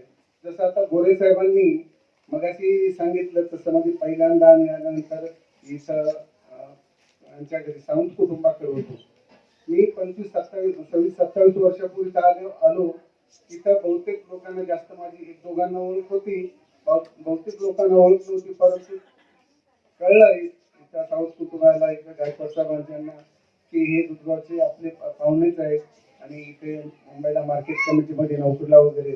त्यांना एवढा अभिमान आणि आनंद वाटायचा की कोणतरी आहे आपलं. आणि ते भाजीच्या निमित्ताने ऑफिसला वगैरे यायचे. पण त्यांना ते वाटतं वॉचमॅन असो कोणी आमचे दादा 8-9 वर्षांनी माझ्यापेक्षा मोठ्या होत्या कृष्णाबाई, परंतु एवढा आदरभाव त्यांच्याकडे, मला दादा म्हणायचे अक्षरशः. आणि तिथं सुद्धा मग तिथले वॉचमॅन सांगायचे बापू डोंबिवलीचे पाहुणे तुमचे भेटले होते वगैरे. म्हणजे असं त्यांना शिक्षण आणि नोकरीवाल्याबद्दल खूप आदर आणि अभिमान वाटायचा. इथे धुतडे साहेब आहेत. धुतडे साहेबांनंतर बाबूराव सावले इथे काय ते नोकरीला होते, ते मंत्रालय. धुतडे साहेब पोलीसमध्ये, नंतर मी APMC मध्ये आणि नंतर ज्ञानदेव गायकवाड साहेबांना नोकरी लागली. त्यांना चौघांना एकत्र पाहून एकदा त्यांना एवढी खुशी झाली की त्यांना असं म्हणजे चारी दिशेनं आपलं नात्यागोत्यातलं कोणी मंत्रालयात, कोणी पोलीस खात्यात, महापालिकेत, म्हणजे असं त्यांना सारखा अभिमान होता. आणि खरोखर त्यांचा म्हणजे स्वभावाच्या बाबतीत सांगावं तेवढं कमीच आहे.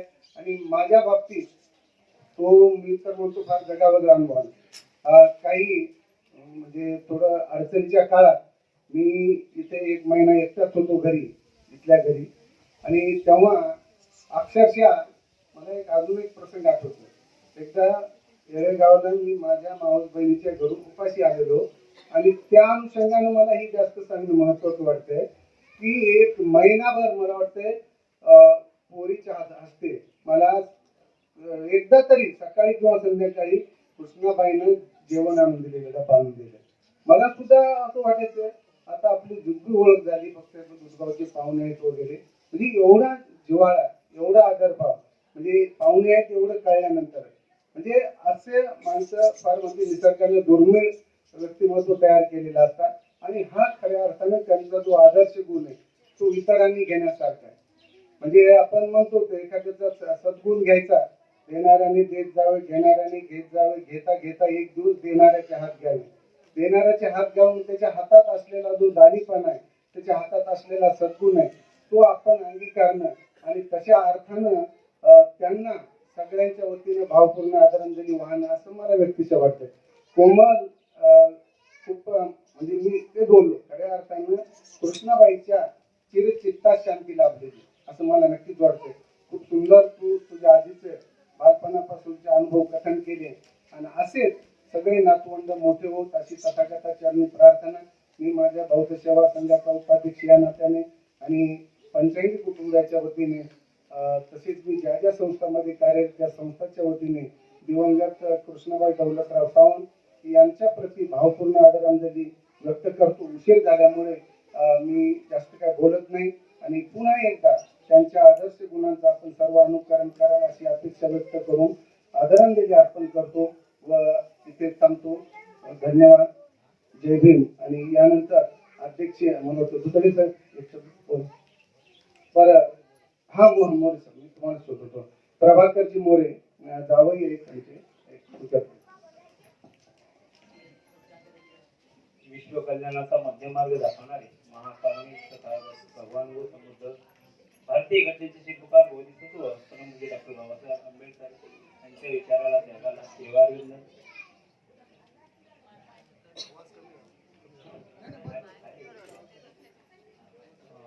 मामीच्या बद्दल सांगायचं म्हणजे या भाजीपाल्याच्या धंद्यामधून त्यांनी वेळ काढून धम्मासाठी वेळ काढून प्रवचने ऐकणे किंवा सेक्रेटरी अटेंड करणे या कामामधून त्यांनी वेळ देऊन हा धम्माचा म्हणजे त्यांना धम्माबद्दल आवड निर्माण झाली. आणि मागच्याच काही 2 वर्षापूर्वी मीही त्यांनी सुचवल्याप्रमाणे आम्ही 2 वेळेस गयाला गेलो. जात असतानाही त्यांच्या जातानीच म्हणजे सर्व धम्माचंच पूर्व माहिती बाबासाहेबांना माहिती आणि असंच नाही अडाणी असताना सुद्धा त्यांना रमाबाईची पण थोडीफार माहिती होती. शाहू फुले यांच्याबद्दल पण माहिती होती. असं नाही की ते अडाणी होत्या पण दुसऱ्याचं ऐकून का होईना ते आम्ही कधी वेळ भेटला तर बसायचो तर ते नेहमी मला सांगायचं की रमाबाईबद्दल छत्रपती शाहू महाराजांबद्दल महात्मा फुलेबद्दल त्यांच्याबद्दल माहिती द्यायची मला. दी बुद्धिस्ट सोसायटी ऑफ इंडिया अर्थात भारतीय बौद्ध सभा या संस्थेच्या वतीनं व माझ्या मोरे परिवाराच्या वतीनं मी मामींना भावपूर्ण आदरांजली अर्पण करतो. नमो बुद्धाय. जय भीम. सहवास आणि सानिध्याचा हा परिणाम आहे. कारण प्रभाकरजी सुद्धा शिकलेले आहेत आणि बौद्धाचार्य होण्याची प्रेरणा खऱ्या अर्थानं म्हणजे सासूकडूनच मिळाली असं म्हणायला हरकत नाही. आणि यानंतर आपल्या त्रैलोक्य बौद्ध महासंघाच्या जुन्या कार्यकर्त्या विशेष म्हणजे कृष्णाबाई सावंत यांच्या तशा अर्थानं मैत्रीण म्हणूया सहचारिणी यांच्यासोबत बऱ्याच वेळा कृष्णाबाईंनी त्रिलोक्यचे मला वाटतं वर्ग अटेंड केलेले शिबिर खूप अटेंड केलेली आणि मगाशी मी तुम्हाला बघत होतो पण दिसला नाही. आता पुष्पादरांजली अर्पण केल्यानंतर अगदी 2 मिनिटात सावनीबाई शब्दसुमनांची आदरांजली अर्पण करते.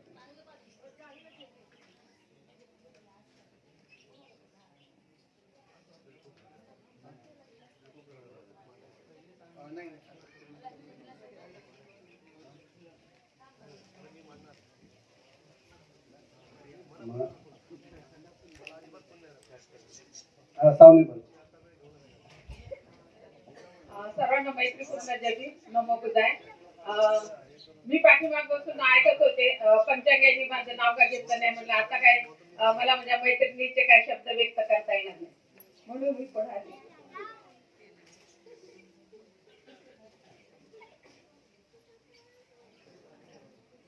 आम्ही दोघी अशिक्षित होतो काही शिकले नाही परंतु आम्ही दोघीने 5 मार्च बुद्धगयाला घेऊन गेलो होतो 2000 मध्ये.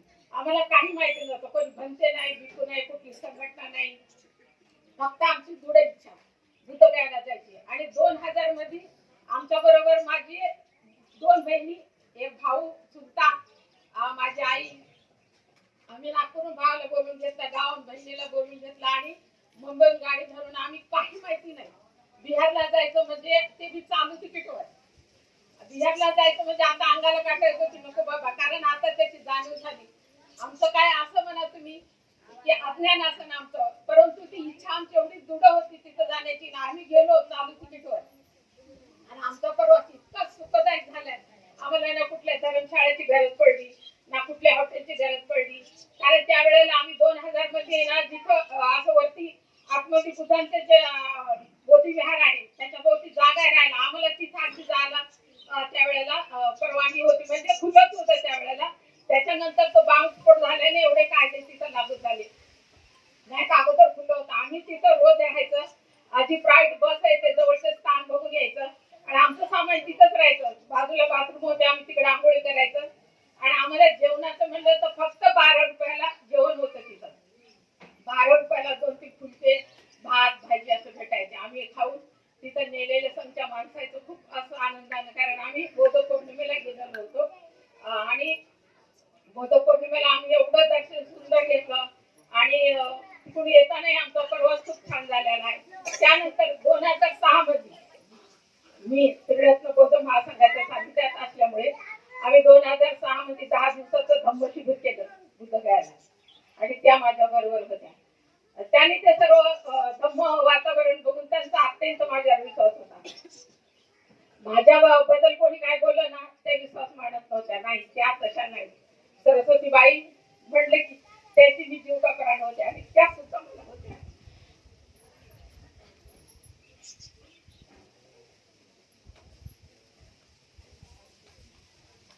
एवढं सुंदर सगळं झालं असतं आणि त्या असतं त्यांना चांगलं वाटलं असतं की माझ्या घरी एवढी पूजा झाली बाई म्हणून सांगितलं असतं आणि मी कुठला कार्यक्रम करून आले तर त्यांना शेअर करायची.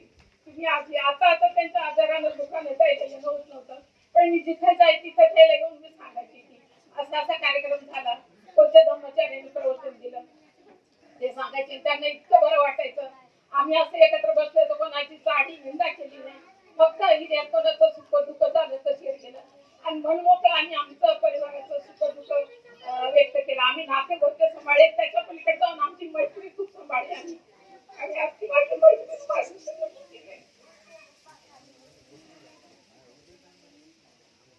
कृष्णाबाई सावंतला त्याच्या चिताला सद्गती लाभो एवढीच माझी इच्छा आहे आणि त्यांचं कुटुंब सुखी आनंदी हो.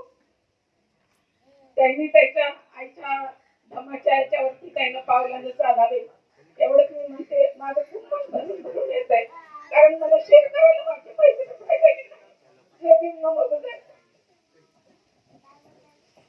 साहजिक आहे. आपण गावावरून सोबत आलेले आहेत, म्हणजे तरुण वयापासून आतापर्यंत जो जीवन प्रवास आहे धम्मविषयी तो त्यांनी त्यांच्या भावना अनावर झाल्या आणि हे स्वाभाविक आहे. तर अर्जुन सावंतचे बरेच मित्रमंडळी आलेले आहेत, ते पुष्प आदरांजली वाचतील, त्यानंतर अध्यक्षीय समारोप होईल. ज्ञानदेव गायकवाड नंतर होती.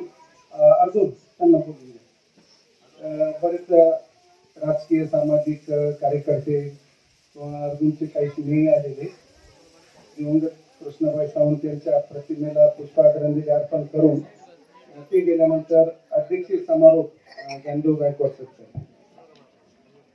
आपण बसून राहायचं.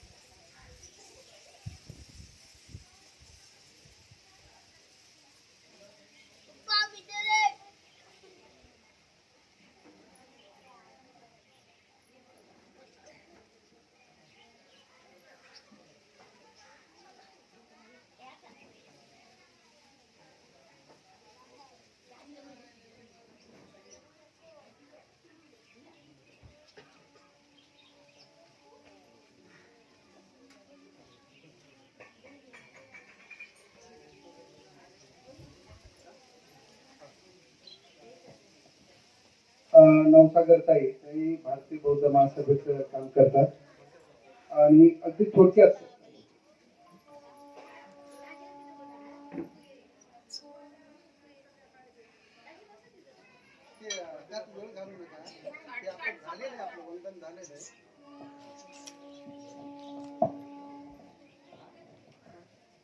वंदन तुम्हा सर्वांना देवी.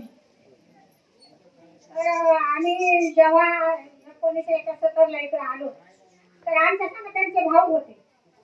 तर आमच्या सोबत त्यानंतर आले. आधी सोबतच राहतो नाट्याच्या इथं 5-6 गाड्या होत्या ठिकाणी काम करायचे. आम्ही सोबतच राहते नंतर आले. तर अशा कृष्णाबाई कृष्णाबाईला आमच्या भारतीय बौद्ध सभेच्या वतीने आणि माझ्या संस्थानिक दलाच्या वतीने आणि आमची संघटना आहे. म्हणजे आता यांचा पुण्यमोदन म्हणजे आज पौर्णिमा पण आहे आणि वर्षवास आहे. वर्षवासामध्ये असं पुण्य येणं म्हणजे असं साध्या माणसाला येत नाही, कारण त्यांना पुण्यकर्म केलेलं आहे आणि हे सर्वांना वधून घेतलेले म्हणजे सर्वांच्या तोंडातून. तर माझ्या आणि आमची 15-20 महिलांची भारतीय महाबौद्ध सभेची डोंबिवली पश्चिम डोंबिवली शहर संघटना आहे. तर आमच्या घरोघरी कार्यक्रम वर्षावासाने चालू आहेत आता. तर मी माझ्या शहरच्या वतीने संत सैनिक दलाच्या वतीने भारतीय बौद्ध महासभेच्या वतीने माझे पश्चिम शाखेचे माझे मिस्टर अध्यक्ष आहेत त्यांच्या वतीने नवसागर परिवाराच्या वतीने कृष्णाबाईला आदरांजली वाहते. नमो बुद्धाय. यानंतर काही अवधीतच म्हणजे आपण जास्त वेळ न घेता आजच्या आदरांजली सभेची सांगता दीक्षित समारोप ज्ञानदेव गायकवाड सर करतील.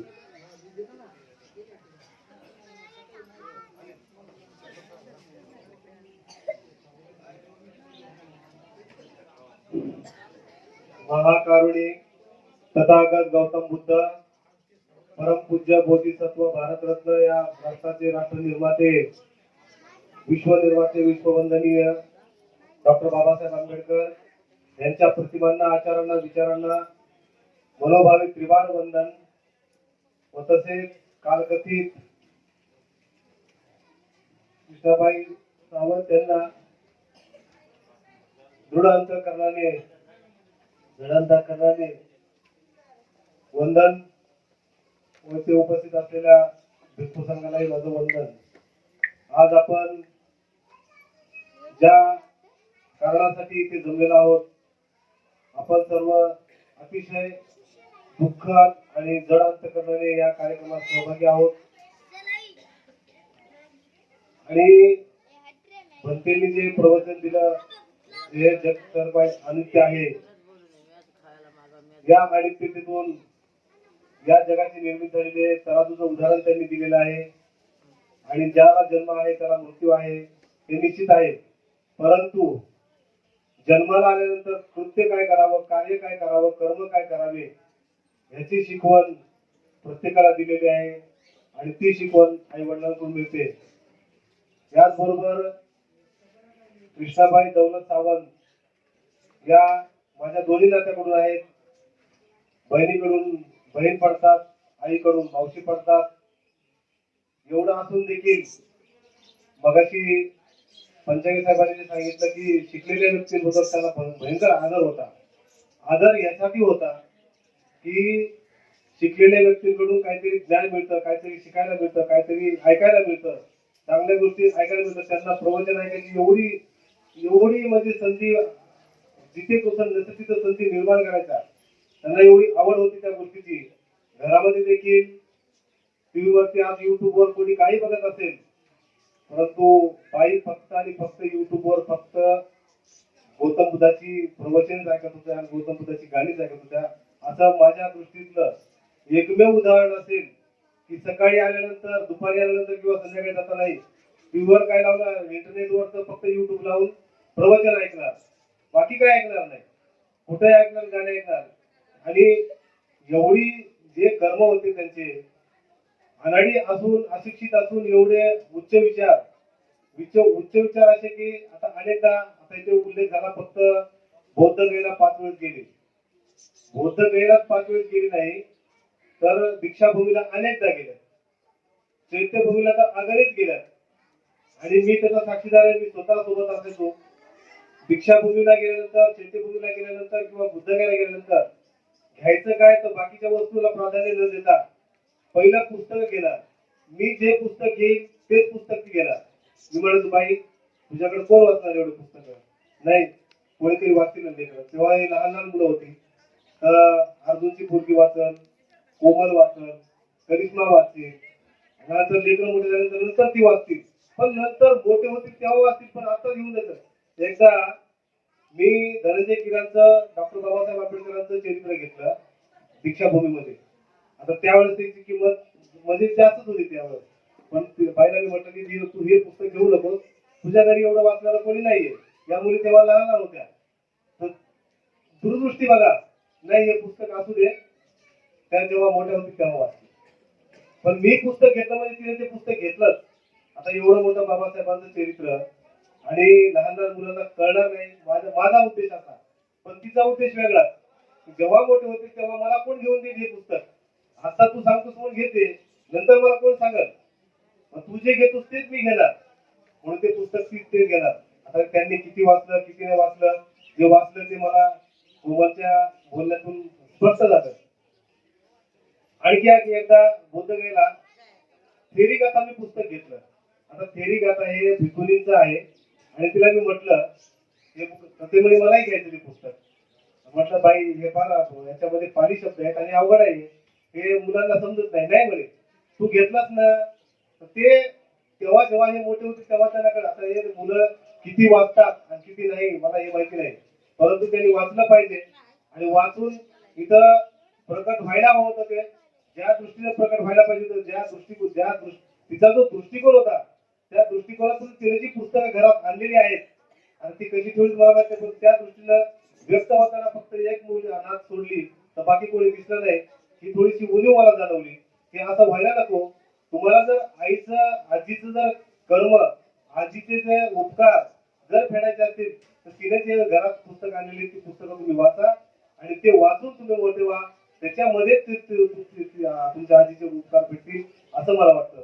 दुसरी गोष्ट अशी आहे, आपण आता बंदेंनी सांगितलं की आपण उपकार कोणाची फेडू शकत नाही, आई वडिलांचे तर कधीच फेडू शकत नाही आणि आई वडिलांव्यतिरिक्त दुसरा गुरु कोणीच नाहीये, हे सिद्ध आहे. आघाडी असतानाही त्यांनी जे काही मुलींची लग्न करायची माझ्याशी पूर्ण हितगुज असायची. पैसे जमवण्यापासून, हुंडा देण्यापासून, बाकीचे काय काम करण्यापासून, कसे कसे पैसे जमा करायचे, काय काय करायची, कुठे कुठे ठेवायची, कशी ठेवायची, सुशिलाच्या सोयरेकीपासून हुंडा देपर्यंत. हुंडा देत असताना सुशिलाचा जेव्हा हुंडा दिला एवढा दाजींनी आकाल चालू केला की हे पाहुणा, हा पाहुणा घर खाऊन अंगण तोंडी लावतो म्हणजे एवढा, म्हणजे त्यांना माहित नव्हतं की एवढा हुंडा दिला जातोय म्हणून. आणि एवढा त्यांनी आकाल चालू केला म्हणजे नाही मला हे सोय पण नाहीच पाहिजे एवढी. म्हणजे त्यांची भावना काय होती की माझ्या मुलीचं भलं होणार आहे. त्यांचं शिक्षण आहे, त्यांना सर्व्हिस आहे, त्यांची नोकरी आहे, त्या नोकरीबाबत, त्यांच्या सर्व्हिस बाबत, त्यांच्या शिक्षणाबाबत एवढी आवड. तो कोणी असो, जवळचा असो, परका असो, कोणी असो, गाडीमध्ये बसल्या कोणी एखादा जास्त शिकलेला माणूस दिसला, कोणी मोठ्या नोकरीवर दिसला, त्याच्यावर जास्त 4 शब्द ऐकून घ्यायची त्याची माणसाची. उद्देश एकच की आपल्या ज्ञानात भर टाकून घेणे.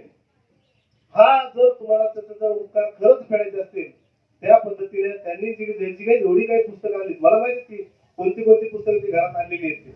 आता ती किती जमावून ठेवली ती मला माहिती. ती तुम्ही सर्व नातवांनी संपूर्णतः वाचून त्याच्याप्रमाणे आचरण केलं तर ती तुमच्या आजीसाठी तुमची ती परतफेड असेल किंवा तिथे उपकाराची जाणीव असेल असं मी मानेन.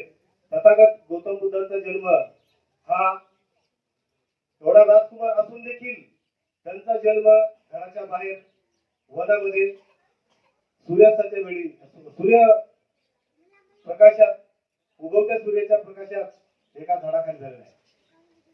तथागतांचं महापरिनिर्वाण, तथागतांचं ज्ञानप्राप्ती एका वृक्षाखाली झालेलं. त्याचबरोबर तथागतांचं महापरिनिर्वाण एका वृक्षाखाली झालेलं. म्हणजे बौद्ध धर्मामध्ये वृक्षाला अनन्यसाधारण असं महत्व आहे. अनन्यसाधारण. आपण त्या वृक्षाचं वर्णन असं शब्दात व्यक्त करू शकत नाही, परंतु जे आपल्या जीवनामध्ये त्याच्या उपयुक्तता आहे, ऑक्सिजन मिळतो, भाजीपाला मिळतो, जे काही आपल्याला मिळतं ते सगळं काही वृक्षापासून मिळतं.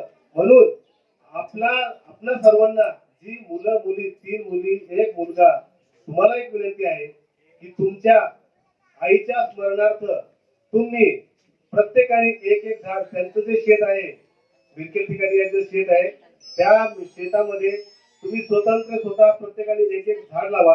झाड कोणतं लावायचं? अशी छोटी मोठी झाड लावायची, वडाची, पिंपळाची, आंब्याची, लिंबाची, अशी मोठी मोठी शेताच्या 4 कोपऱ्यामध्ये 4 झाड लावा. नुसती लावू नका, तर ती जोपासा. आणि ही तुमच्या आईची आठवण तुम्हाला अनंत काळ, बहुवर्ष तुम्ही गेल्यानंतर तुमच्या नातवांपर्यंत, तुमच्या पुतृणांपर्यंत त्याची आठवण तुम्हाला राहील की ही आमच्या आईच्या स्मरणार्थ आम्ही या शेतामध्ये ही झाड लावली होती आणि ही आजही जागृत आहे. ही तुम्हाला शेवटपर्यंत आठवण राहील. ही जर तुम्हाला त्याचे उपकार पडत असतील तर अनन्य साधारणाचं महत्व तुम्हाला झाडापासून, तुम्हाला या वृक्षांपासून फेडता येईल, असंही करता येईल. त्याचबरोबर आता पावसाचा रंग बदललेला आहे. मला बरंच काय बदल, मला हे माहिती होतं. मला जेव्हा बोलण्याची संधी येते तेव्हा असं काहीतरी होतं आणि मला काना कोणतरी येऊन सांगतं की तुम्ही आता थांबा. ते हमेशाच होतं, अनेकदा होतं. काय होतं काही कळत नाहीये. योगायोग असा आहे, वर्षावास सुरू होत आहे. वर्षावासामध्ये आज पौर्णिमा आहे आणि वर्षावासाच्या पुण्य कालावधीमध्ये कृष्णाबाईंचं जे देहावसान झालेलं आहे आणि या असं अनन्य असं साधारण असं पुण्याचं कर्म आहे. त्यांनी जे पुण्य कर्म केलेलं आहे, या पुण्यकर्माचं जे फलप्राप्ती आहे, या फलप्राप्तीचा म्हणून आपण त्यांच्या पुण्यकर्माची जर आपल्या परतफेड करायची असेल, एक उदाहरण देतो आणि मी माझं भाषण संपवणार आहे. एक उदाहरण असं आहे, महामंगल सूत्रामध्ये गाथा आहे, माता पितो पठ्ठान पुत्र सुधा संग हो, अनाकुलाचे कमवंता येत मंगल उत्तम. माता पित्याची सेवा करणं, मुलाबाळांचा बायकोचा सांभाळ करणं हे सर्वात उत्तम मंगल आहे. एक असं दाम्पत्य होतं, जे उदाहरण भंतेने दिलं तसंच वेगळं उदाहरण की भंते, ते उदाहरण असं होतं की नवरा आणि बायको दोघेही सर्व्हिसला असतात. त्यांना सर्व्हिस मध्ये जात असताना त्यांना जे काही कष्ट भोगले आई वडिलांनी त्याचं परत नसेल, परंतु घरी आल्यानंतर त्या आईला चहा देणं, जेवण देणं, तुसडेपणा करायची सुनबाई तुसडेपणा करत असताना झालं असं की एक दिवशी काना सांगते बायको नवऱ्याच्या की आपण काय करू, या बाईंना, तुमच्या आईला एका मंदिरामध्ये नेऊन ठेवू. का तर मला घरी आल्यानंतर तिचा बोलण्याचा खूप त्रास होतो आणि हे बोलणं मला ऐकला सहन होत नाही, मला इरिटेट होतं, मला सहन होत नाही. मी ऑफिस मध्ये काम करू का घरचं काम करून येऊ करू आणि तुझ्या आईचं मी काय म्हणजे काय काय काय काय बोलते. आणि तेव्हाची चर्चा होते की तो तयार होत नाही, परंतु नावीलाजानं 8 दिवस गेले, 15 दिवस गेले, एका महिन्यात तो तयार होतो. तो म्हणतो आता नेऊन ठेवू. ठीक आहे, पण कसं न्यायचं, आपण दोघांनी न्यायचं कसं. आता वृद्धात काळामध्ये खुश झालेलं शरीर आता बारीक होतं शरीर. मग ती काय सुचवते, एक मोठी पाठी घ्यायची. मोठी पाठी सराणी असते, मोठी खेळे आमच्या घरामध्ये लहानपणी खेळाची पाठी असायची. त्या पाठीमध्ये झोपायचं आणि घेऊन जायचं. आणि हे सगळं प्लॅन ठरत असताना त्यांचा 5 वर्षाचा मुलगा ऐकतो हे यांचा नवरा बायको त्याच्या आई वडिलांचं काय बोलणं चाललंय, काय कथन चाललंय, ते सर्व काय ऐकतो तो. आणि तो ऐकल्यानंतर यांचं ठरलं की या बाईला त्या ह्याच्यामध्ये झोपवायचं आणि घेऊन जायची पाठी. घेऊन जात असताना तो मुलगा उठतो आणि बोलतो, बाबा एक काम करा, तुम्ही आजीला घेऊन जाताय, परंतु ती पाठी परत घेऊन या, तिकडे विसरू नका, ठेवून येऊ नका. ते म्हणते काय बाबा कशासाठी, नंतर मला ती पाठी लागणार आहे तुम्हाला नेऊन ठेवण्यासाठी. 5 वर्षाचा मुलगा बोलतो ही आपली कर्म असतात, कर्माचे म्हणजे त्यांना त्यांची कर्म दिसले. त्यावेळेस त्यांनी त्यांचा विचार बदलला आणि ती पाठी मोडून तोडून फेकून दिली आणि आईला घरात सांभाळ करायला सुरुवात केली. म्हणजे तो विचार बदलला कोणी, म्हणजे एका 5 वर्षाच्या मुलाने बदलला.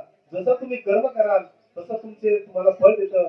आता पाऊस पडायला सुरुवात झाली, तरी मी माझे 2 शब्द इथं संपवण्याचा प्रयत्न करतो. मला बोलायचं खूप होतं, परंतु वेळाअभावी आणि निसर्गाला हे मान्य नाही की मी जास्त बोलावं म्हणून मी ते सांगतो. जय भीम, जय बुद्ध, जय भारत.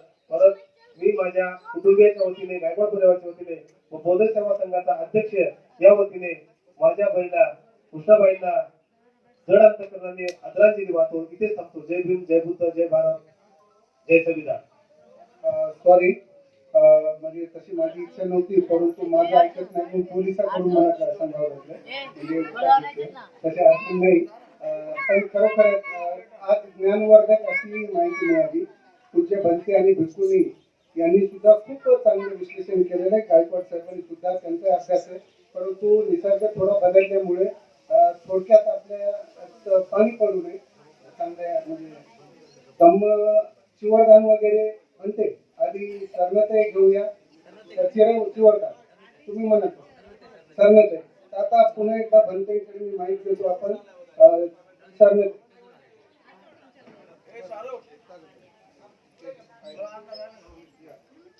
सर्वांनी सरनतेसाठी 2 मिनिट उभं राहायचं आहे. आईला आदरांजली अर्पण करायची आहे.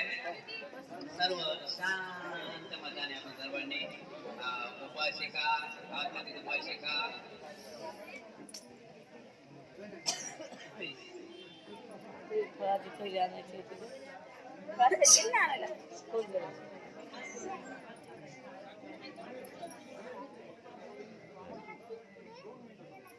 सर्वांनी शांत राहायचं आहे.